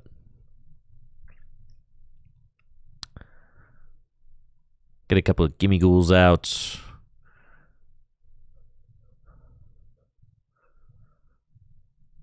And then we'll put an energy on the Lunatone so that I can retreat. And pass.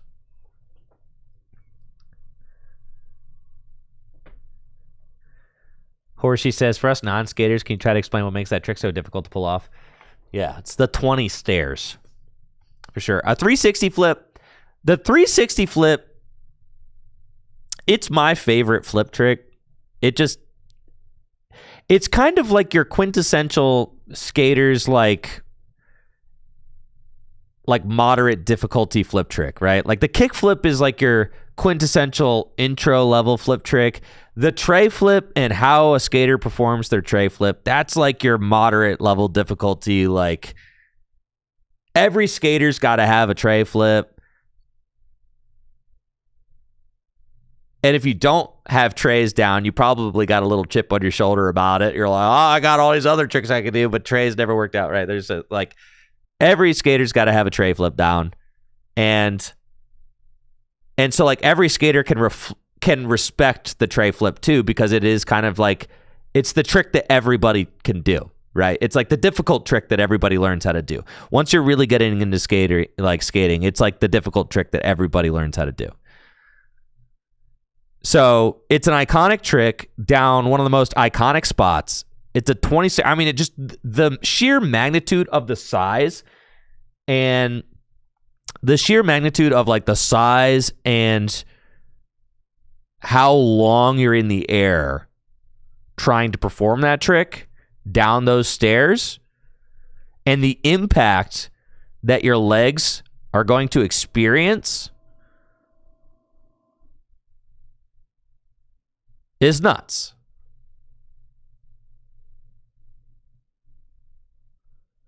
It's absolutely crazy.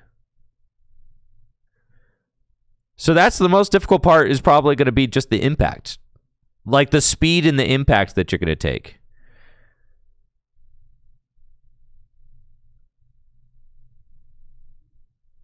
I feel like here, okay.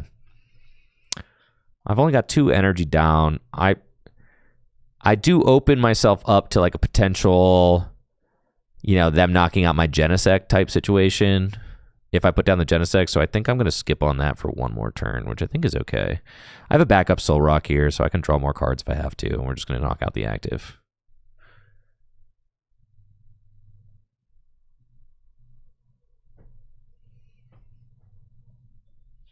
Yeah, the height, the distance, the speed, I mean, it's all just like...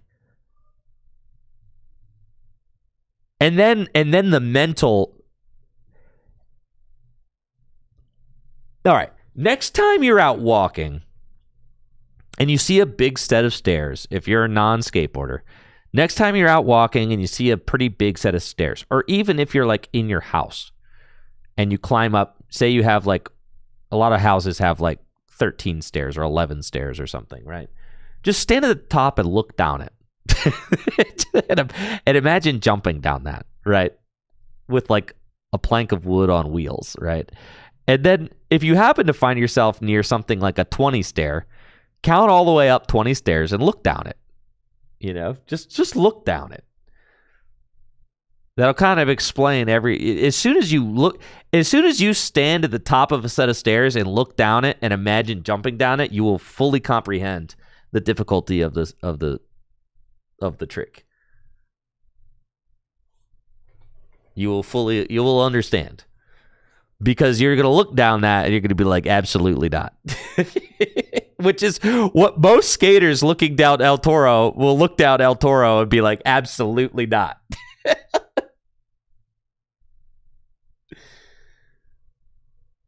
Absolutely not.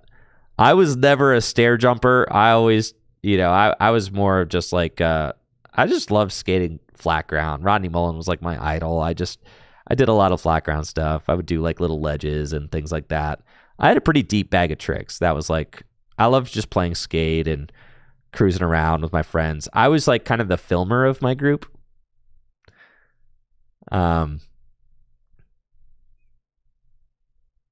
Yeah, I was the filmer. I liked manuals. I liked ledges. I liked learning new flip tricks. That was like kind of my thing.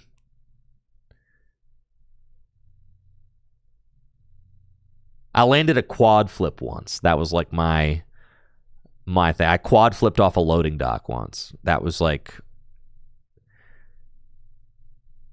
a big thing that I did when I was like into that kind of silly. I'm not like into that as much anymore. Now I like my tricks to look like really crispy as I can make them. Yeah, if you guys want to see my video part, I could show you my video part from when I was in high school. I could show you. If any of you guys are still here, all right, let me finish this game. I'll show you my high school video part. I made a video. I made like and we sold it at like my local skate shop. Like I had like a whole release party and everything. Like, yeah, we did it up. It was sick. All right, let's see.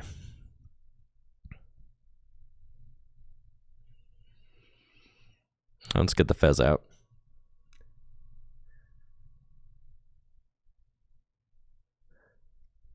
Yeah, I finally got my old skateboard video uploaded to YouTube. It was called Box Hizzle.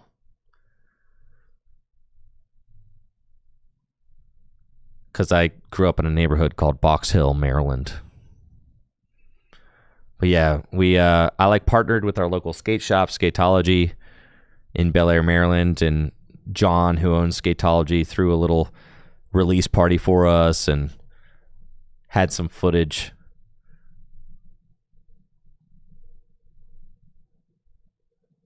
From his skaters that skated for his shop, like in the video as well. It was dope. It was super cool.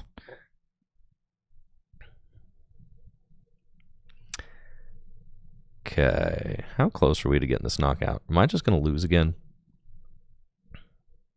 No way, we get this. There's 4 energy in my discard pile.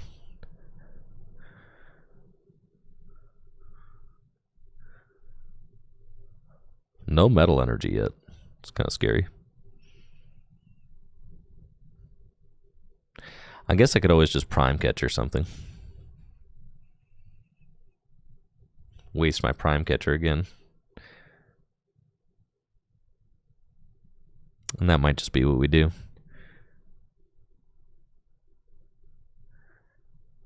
Arvin for prime catcher, what? And then you take 2 prizes on my guy. What do I have? 4 energy here. 5, 6, 7. I'm like 1 energy short again.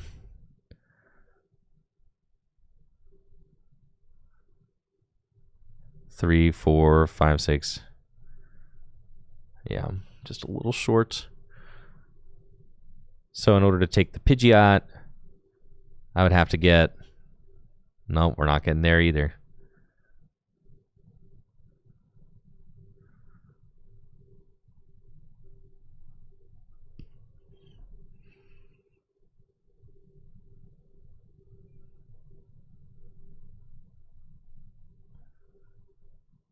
What's the best thing I can do?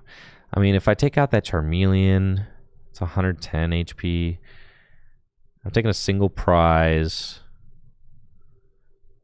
It just doesn't...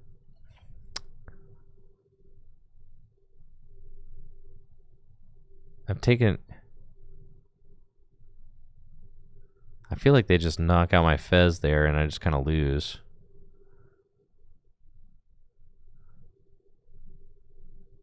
Because I pretty much guarantee they're going to take a 2-prizer, so I might as well just take this one.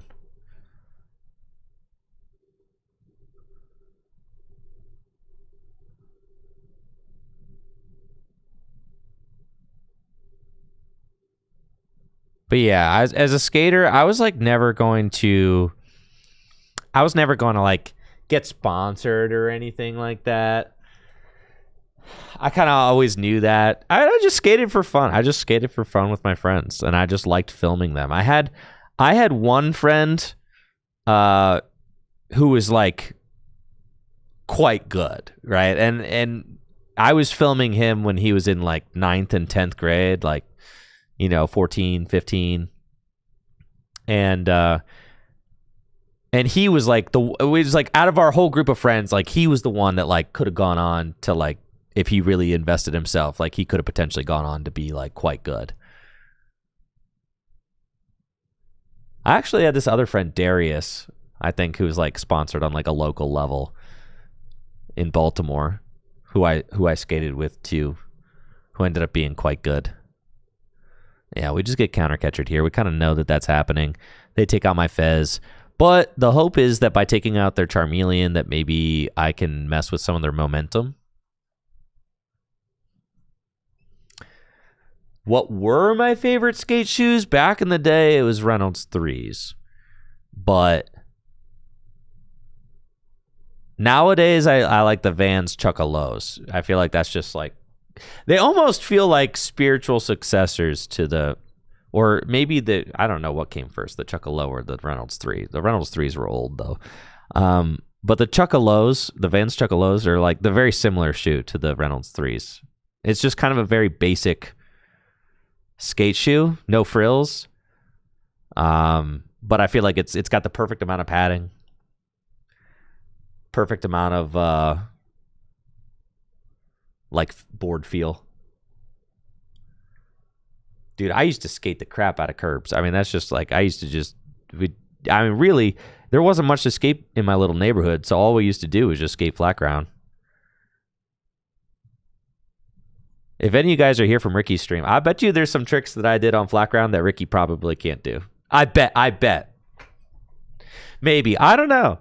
I had this one, I did a triple kick. I think I saw maybe Ricky. Maybe I saw you do this, Ricky, but I did a triple kickflip flat ground and landed cross-footed. That was something I was very happy with myself for doing.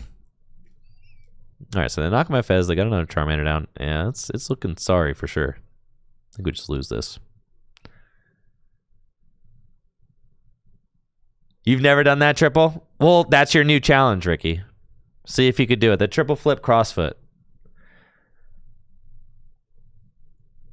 That's your new challenge. There you go.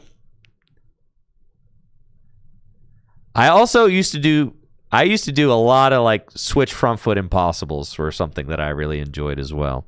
It's like kind of a funny trick, but I used to do a lot of those.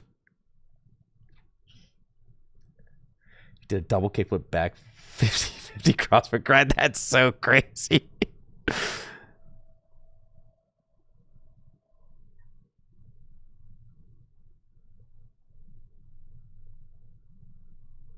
I still got 3 prizes left. And I guess if I just go 2-2, they would have to have Briar with the Rare Candy Charmander. They probably have that. And they have the Pidgeot out. I guess if I gust the... If I gust...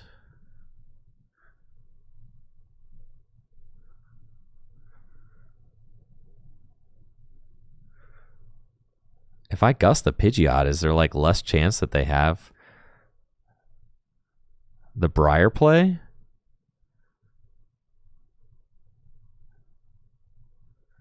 It's like leaving the Charizard. Is that troll? I feel like if I leave the Pidgeot, then they just have to find the Briar. Briar's usually like a one-of card that they play. But if I knock out the Charizard, they have to have Rare Candy, Charizard, Briar. All 3. And you're already down only 1 Rare Candy. So I think my best routes would be to take out the...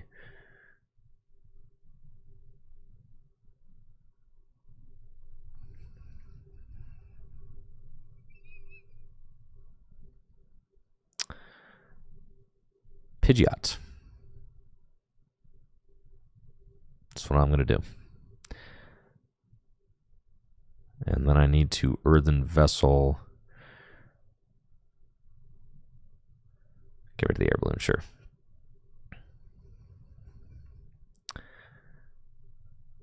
Bench that.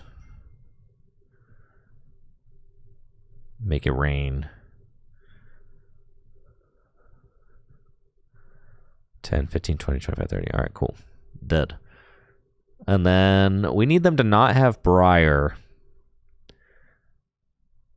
knockout for game to take their final 3.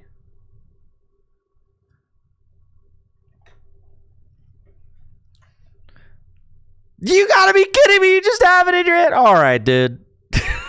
Okay. All right, so they take their final 3 and they win. Dang. Well, that's fine. We get to watch Box Hizzle now, so let's do that. Now, don't mind the 2006 cringe, okay? Please.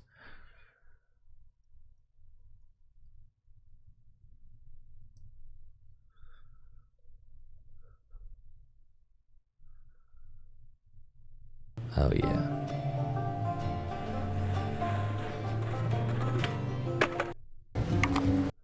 All right, here we go.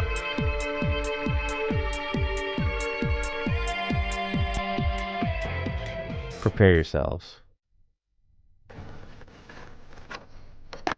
A little tray flip cross foot right there. A little switch front foot impossible right there. Little nose manual push off. All right, my style was whack, okay? It wasn't that good. I know that. Little fakey 540 flip, okay? But I was getting better. Keep in mind, I was just a teenager, all right? So.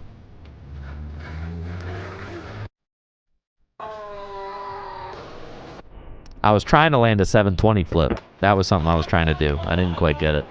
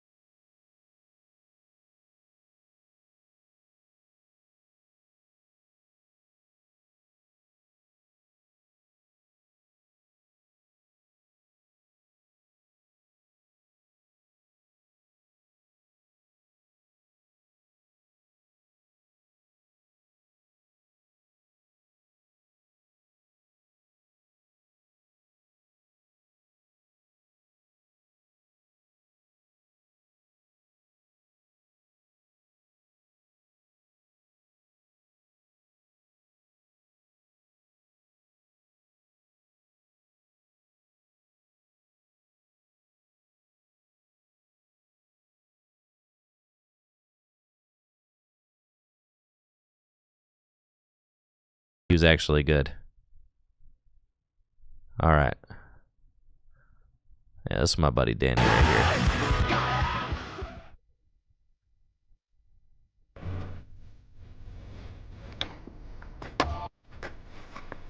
This was my buddy. He was like a couple years younger than me. And he was like the best skater that I ever used to film for sure. We used to just go out and skate constantly. And filming him was a lot of fun. But it was like one of those where we'd like compete and try to one up each other. But he could do like the bigger stuff that I couldn't do. Which you'll see in the part. Like he actually jumps down stuff.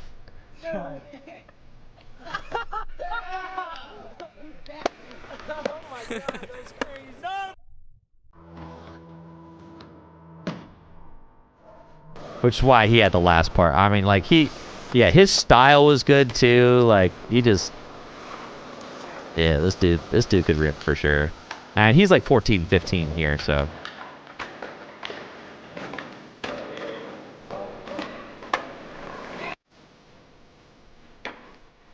Yeah.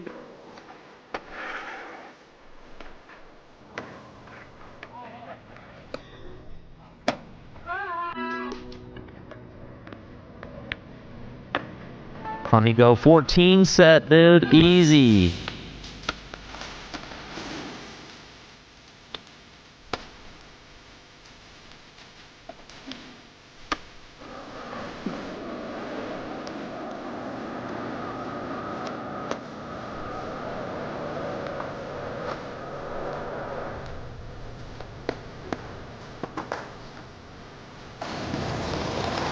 The Brooklyn Banks.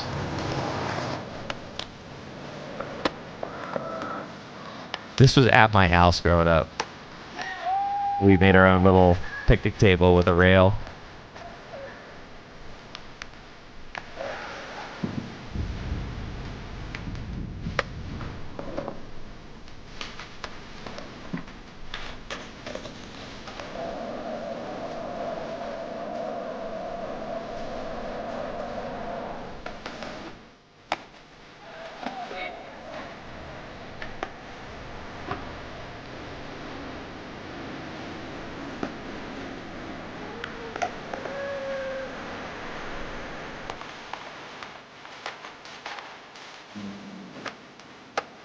Little 3 flip of 7.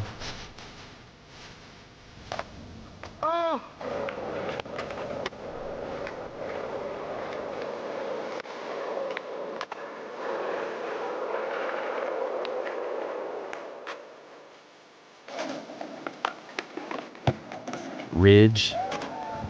Shout out to Ridge. Famous Baltimore spot. I don't think it exists anymore. I think it got torn down.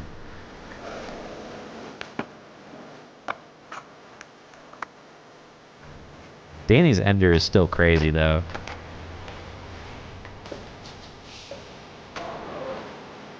We were like, thinking with the dock.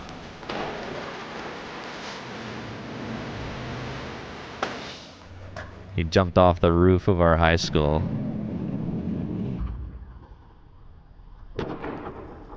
Yeah, that was sick. I got to film that too. What? What? Yeah, this was our videos ender. It was sick. That was hype. That was hype. Getting to experience that. I still get chills watching it because it's like really sketchy too. The landing's sketchy. What? Oh, and that was like our high school. Yeah. The landing is super sketchy. The takeoff is super sketchy. I mean, we don't have a shot up there on the roof, but like the roof itself was like really scuffed. It had like a bunch of like kind of like, it was wobbly. It had like some divots in it and stuff.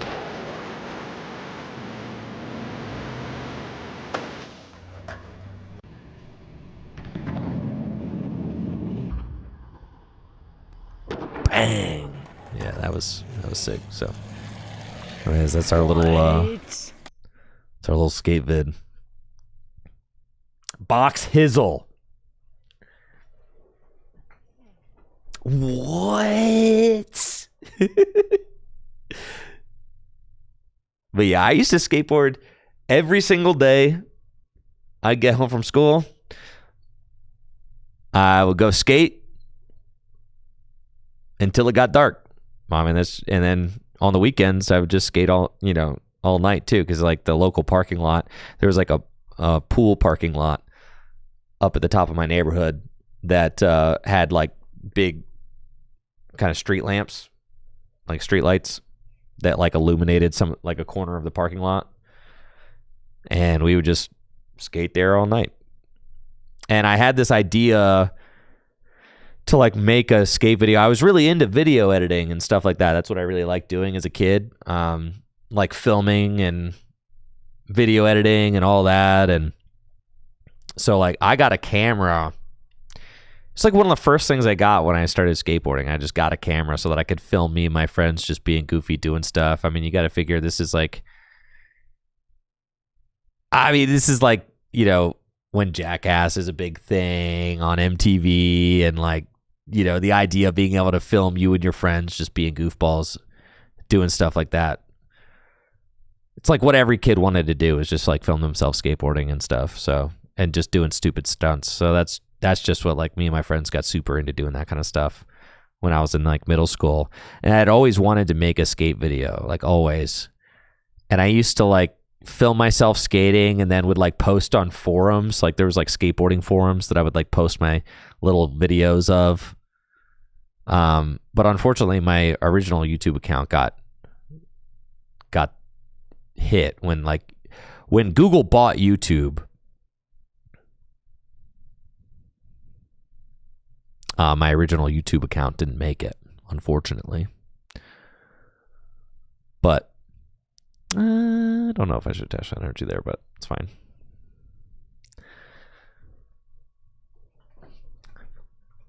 But then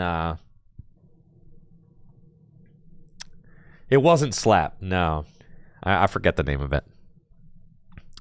But that I'd always wanted to make like a skateboard video, and I started filming myself very early. But the thing was, and like any kid who used to film themselves skateboarding can probably relate, but it's like you have this like grand idea of like you and your friends wanting to make a skateboarding video, but then you're just like improving at such a rate that like all the footage you filmed 3 months ago is like total garbage now, because you're so much better than you were 3 months ago. So like that's pretty much what it was. That's like pretty much what it was for years and years, until like finally my junior and senior years of high school, I was like, all right, I'm going to like graduate and go away to college. I like have to, if I ever want to make a skateboarding video, like it's got to happen right now, because I'm still like living at home. So we finally like buckled down and just started doing it. But then that's the thing, is like me and my friend Danny, we were like very dedicated to actually going out, getting clips and like getting footage. But it was hard to like rally the rest of our friends to do that. A lot of them, it would like, they'd get like a sporadic clip here and there, but like actually piecing together like a 3-minute part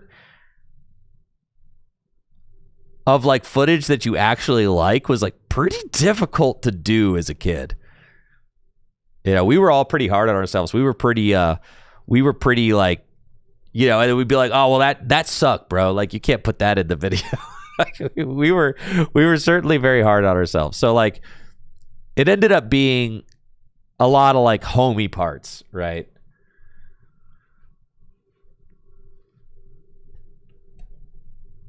Yeah, it would be like, okay, well, these are like the Box Hill homies. These are like the Bel Air homies.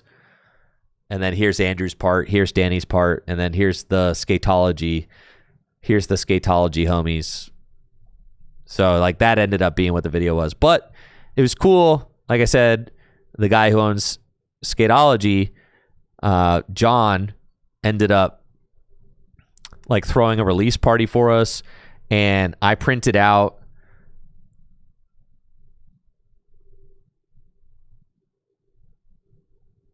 I shouldn't say printed out. I burned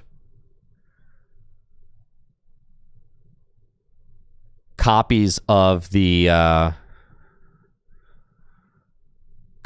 video and he like offered to sell them at the shop. So like he bought them off me for like a bulk rate. You know, I think I was selling them to him for like $7 a pop or whatever. And then he would sell them for like 15, and we were like actually selling, you know, the local skate video. It was like really hype. It was cool. And we had like a premiere pizza party and stuff, and you know, a bunch of my friends and everybody who was in the video like gathered in the skate shop, and we all watched it on like the CRT TV in the skate shop. Like it was freaking sick. It was like one of the coolest things for sure. But that stuff. I mean, and now obviously like I make YouTube videos for a living, right? Like that's what I do. So it's not skateboarding, unfortunately, but it's Pokemon cards, which is another thing that I love very dearly. Skateboarding and Pokemon cards were the two things that I loved the most. They were like my biggest hobbies growing up. I was also very into running. I was a competitive runner. That was like kind of the third thing that I spent all of my time doing. Ooh, the Moltres we've got here. But making videos was kind of like a constant. That was a thing. That was like a constant through all of it. One of the things that I really loved and enjoyed doing. So I got to do that while skateboarding. I got to do that now with Pokemon cards. When I was in high school, I made videos for my cross country and track teams too. I made like season recap videos and stuff like that.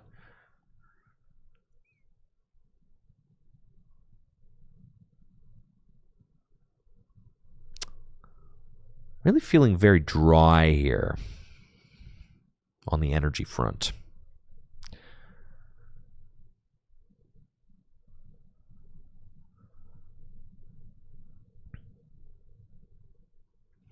That is better.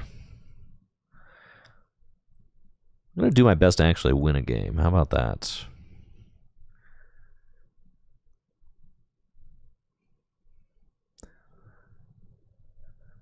Okay. I've got the 3 energy. I need to take a knockout now, so that's good.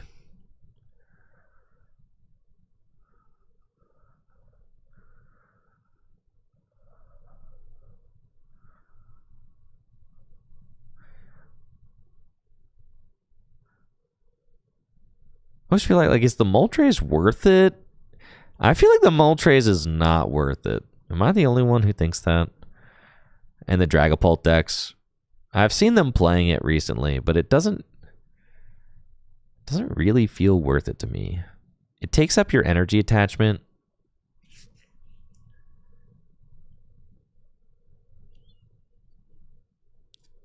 Yo, that's sick, Ricky. Yo, congrats. I think I did see wedding pictures and stuff on socials. Yeah, congrats, Ricky, on getting married. And a baby? Your father now too? Yo, congrats. Congrats. That's huge. That's awesome, man. Wedding, and baby coming 2026? Nice. Nice. My son is 15 months old, so in the thick of it right now. But absolutely incredible. I mean, there's nothing like it. You'll see.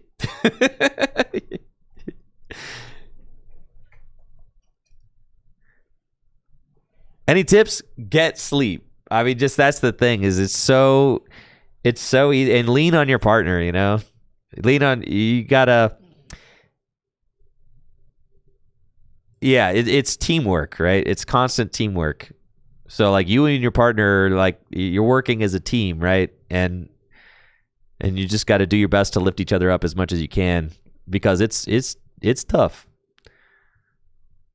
So, you know, support your partner the best you can, and get sleep when you can.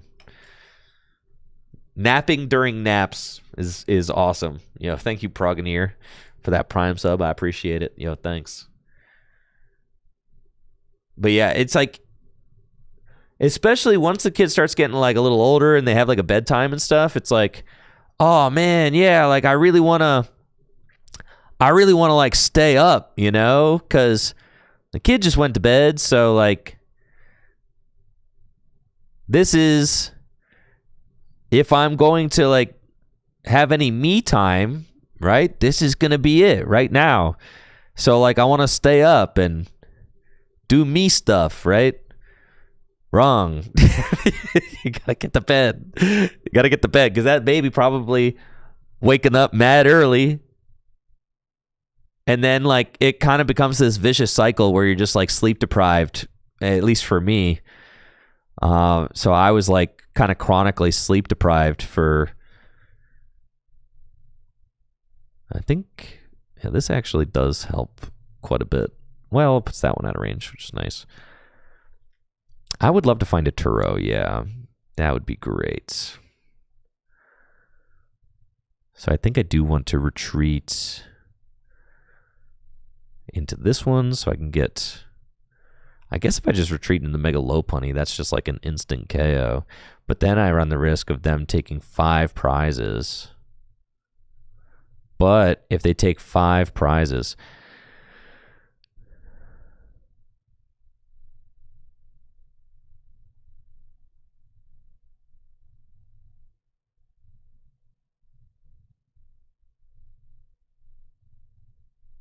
they'd have to have...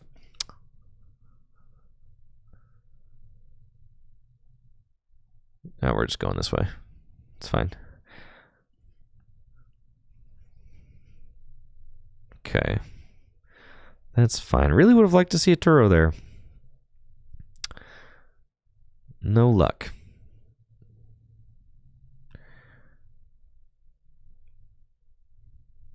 Two energy left in deck.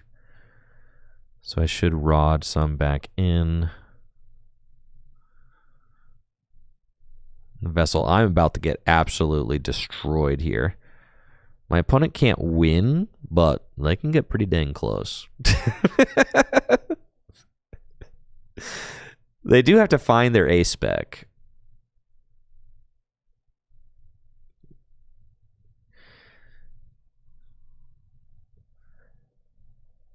They do. They haven't taken a single prize. And there's a Turo. Okay.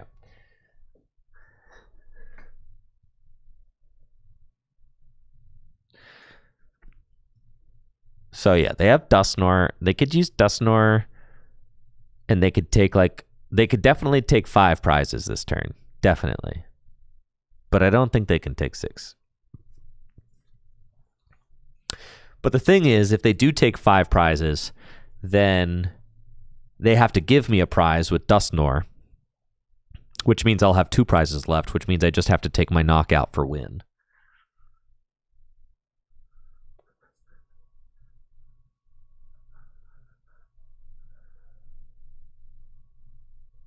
Am I still keeping up with the running grind?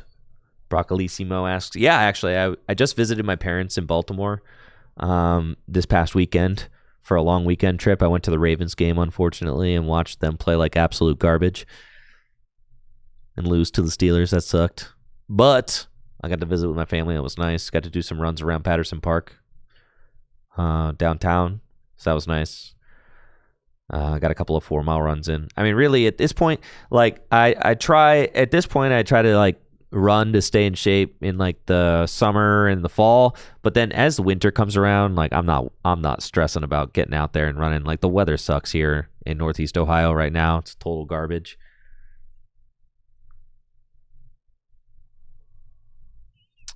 So, you know, I'm not stressing too much in the winter. But I did run a half marathon in October. So that was hype.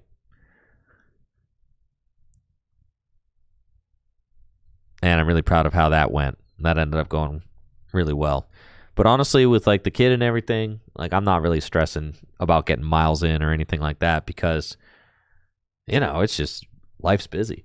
Like now, my main prerogative right now is getting ready for the Toronto Regional Championships for Pokemon. Like, that's what I'm going to do. So all my extracurricular time right now is going towards that so that I can try to pop off. And I'm not done doing well at Pokemon events. Like, I definitely am. I still got that drive. So I'd like to top 8 another regional. I'd like to screw top 8, dude. I got too many top 8s on the Limitless profile. I'm trying to get another trophy, if I'm being honest. So that's something that's kind of ticked me off lately, is that I keep losing in top 8 like a freaking scrub. So I'm ready to get another trophy for sure. In fact, I haven't earned any of the medals. I top 8'd a regional in 2024, so that's pretty good. I mean, just literally one win away from the goal, so we're right there. Still right there. Still got it. Just got to work. That's it. If we work, we can do it. All right, they didn't have everything, but I might have blocked now. Okay. I've got only 4 energy in the discard pile, so that's pretty decent. Yeah. Let's get to drawing cards.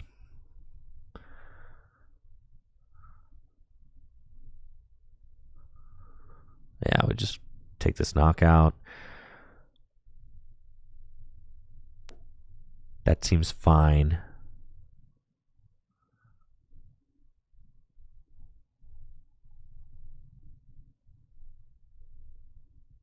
I think that's fine. I don't think I'm running like too big of a risk of having too many energy in the discard pile. I'll have 6.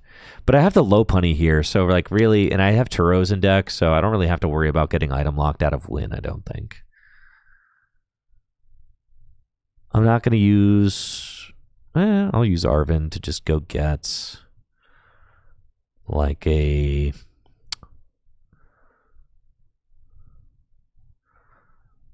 Vessel. That seems okay. Just in case I don't get Ionode or something. I don't want to like put all my eggs in one basket, but...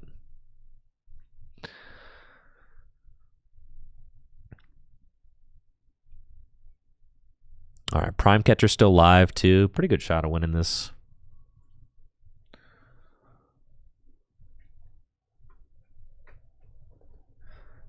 I can't use Prime Catcher. I'm item locked.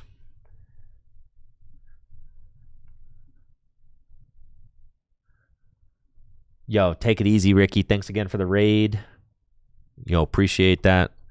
Thank you guys for the Chris Joslin hype today. That was gas. I would have taken me a little while. I'm taking like a social media break right now.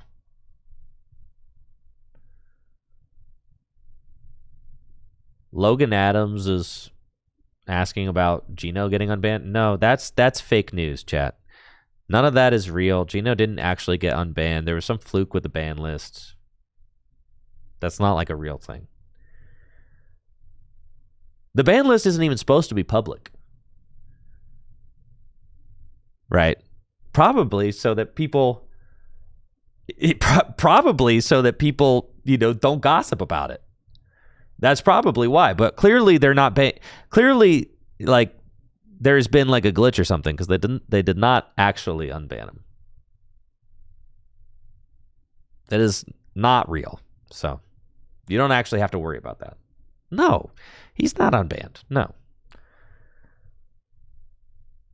So like people are getting all, reacting to something that's not even a thing. It's literally Twitter misinformation. Yes.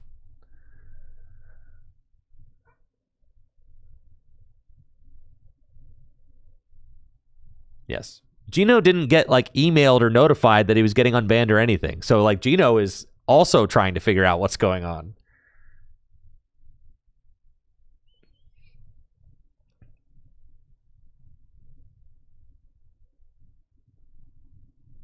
Yeah, so that's just fake news. It's just like a glitch or something.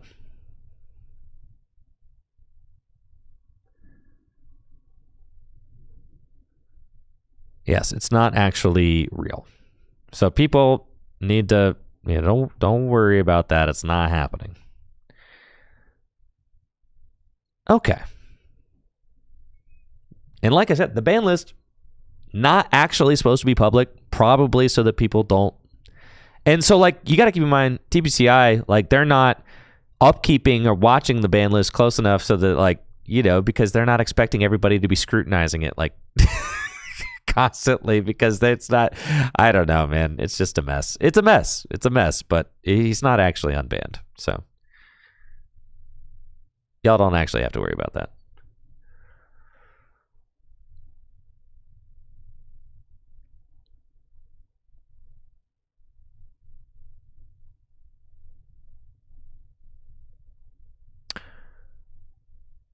I think if I Arvin for Prime Catcher Air Balloon,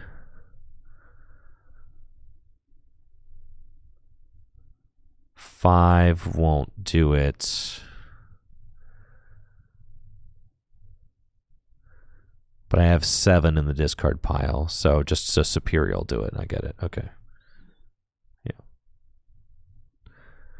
Oh, Fez low pun. Yeah, that'd do it. I have a freaking low pun here. It doesn't matter. I have 7 energy in the discard pile, so I just have it.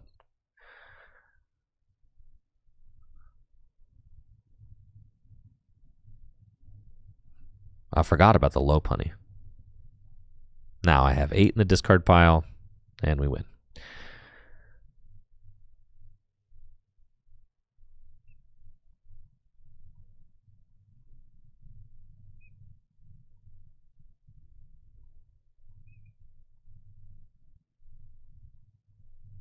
Hiya!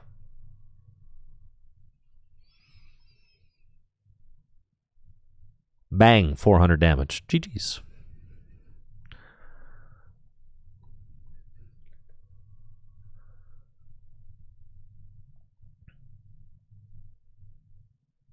Let's go. Broken deck. No, I should have done a low punny game. I forgot. I just forgot. I gotta lock in on low punny being a thing. I need to stop losing.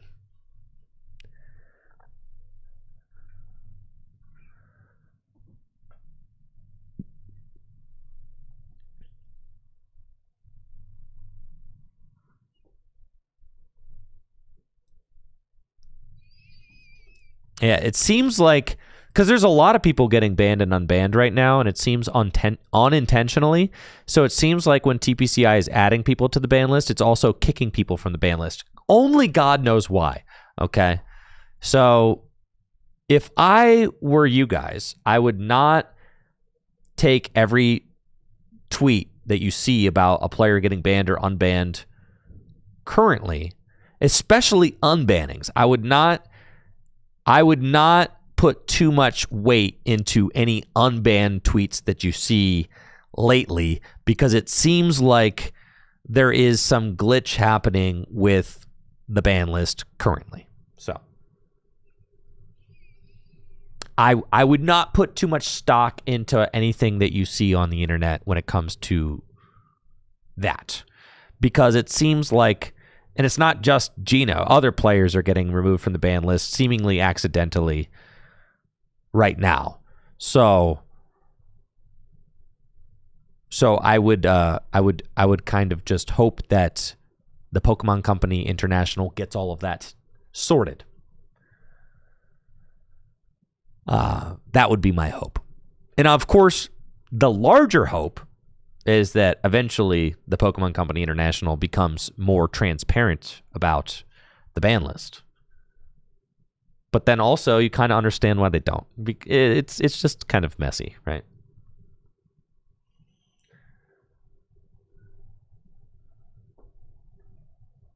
I did see that dude cheating at the League Cup, though. That was kind of crazy. Did you guys see that player put that card in the lap? Like, dang, dude, that's nuts. Don't do that. Like, bro, sometimes.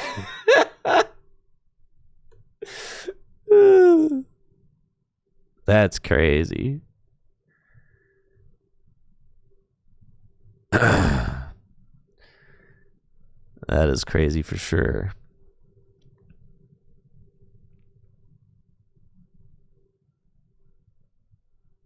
Okay.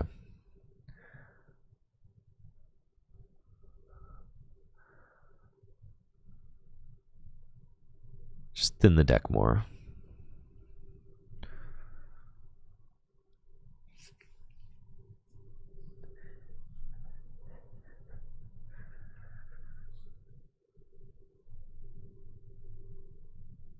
took accountability. And the thing about taking accountability for cheating is that the only way that you can really take accountability, I mean, yes, you can admit that you did it, but like you also have to like live out. You have to live that out, right? Words are nice, but like you have to actually live out your accountability.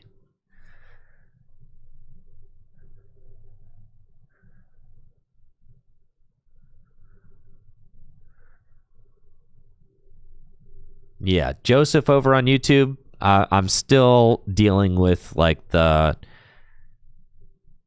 mental fallout of that. Yeah, for sure. Yeah. Still kind of dealing with like yeah. It's just sucks. All right, Goldango, this is good. We like to see that. Well, let's go. Lunar Cycle. Let's bonus some coins. Coin bonus.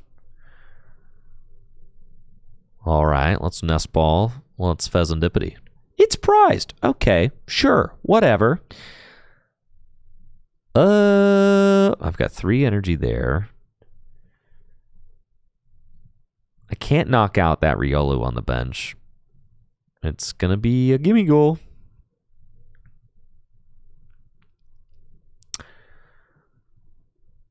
Unless I do it with... I mean, I guess I just knock it out with my Goldango. But then I'm losing a single... I mean, that's fine. It just is what it is, right?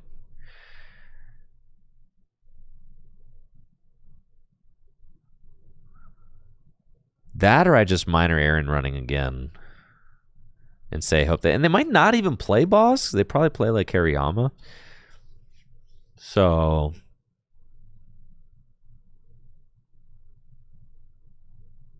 that's kind of okay. I mean, I really just have to prep myself to take 2 3-prize knockouts.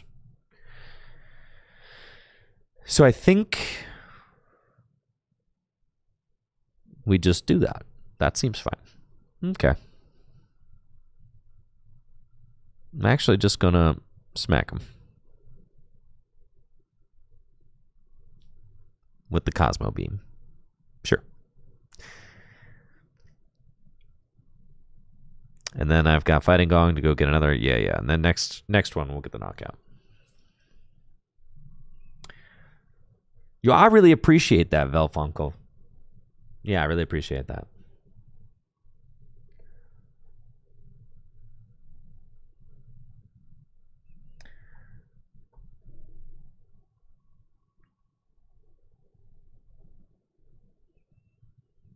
Yeah, no, definitely. You don't like... Listen, we really don't need to be tarring and feathering people, you know.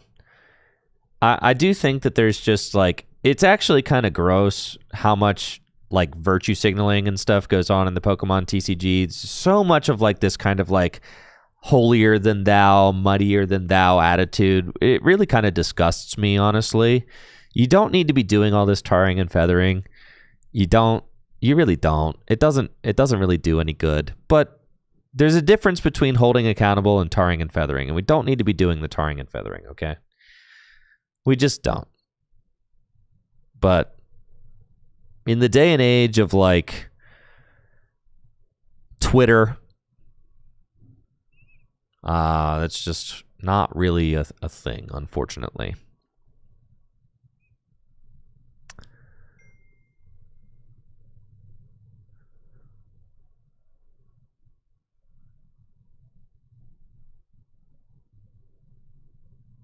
I surely can't be the only person who's noticed this.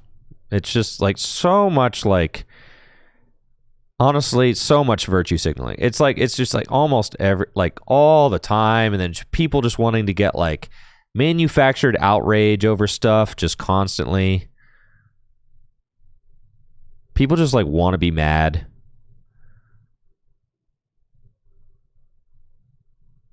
So yeah. Anyways. Let's knock this thing out. Yes, algorithms are optimized for rage bait. Like, literally, yes.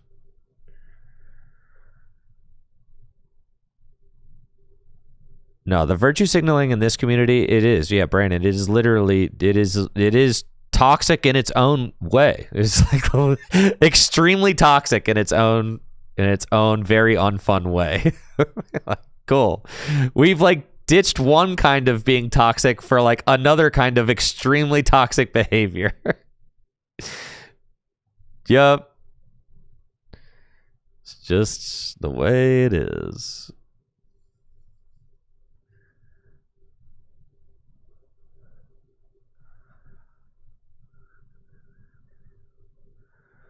Oh, I don't actually need to use this. There's no other gimmies in my deck.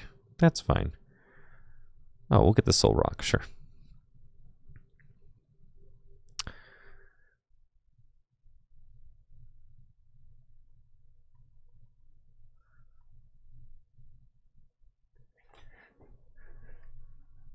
And Twitter is just incredibly toxic, just in general, you know?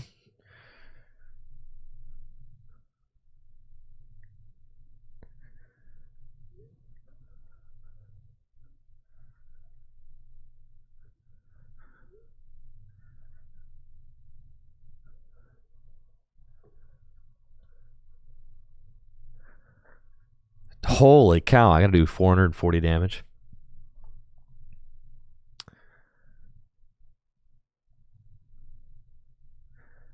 I can do that, though.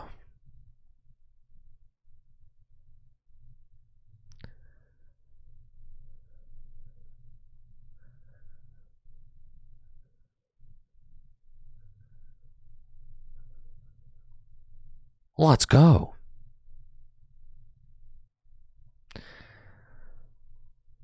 Seems like just the right job for Goldengo.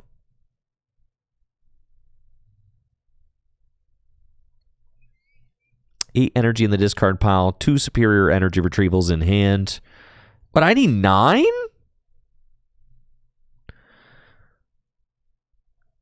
Nine energy? I think I've got it. I think I'm goated with the sauce.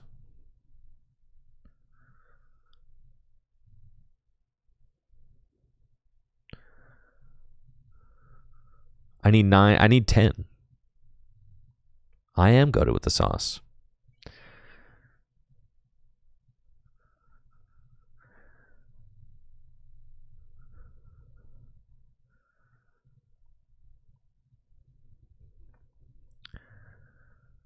Okay, and I've got 5 still.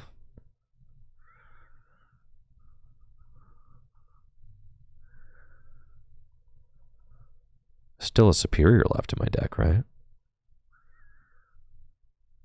Should be 1, unless it's prized. Ha. Yeah, I shouldn't have used the lunar cycle, I think. But all good. 10 energy. GG's. No re. 450 damage. Let's go. Bang.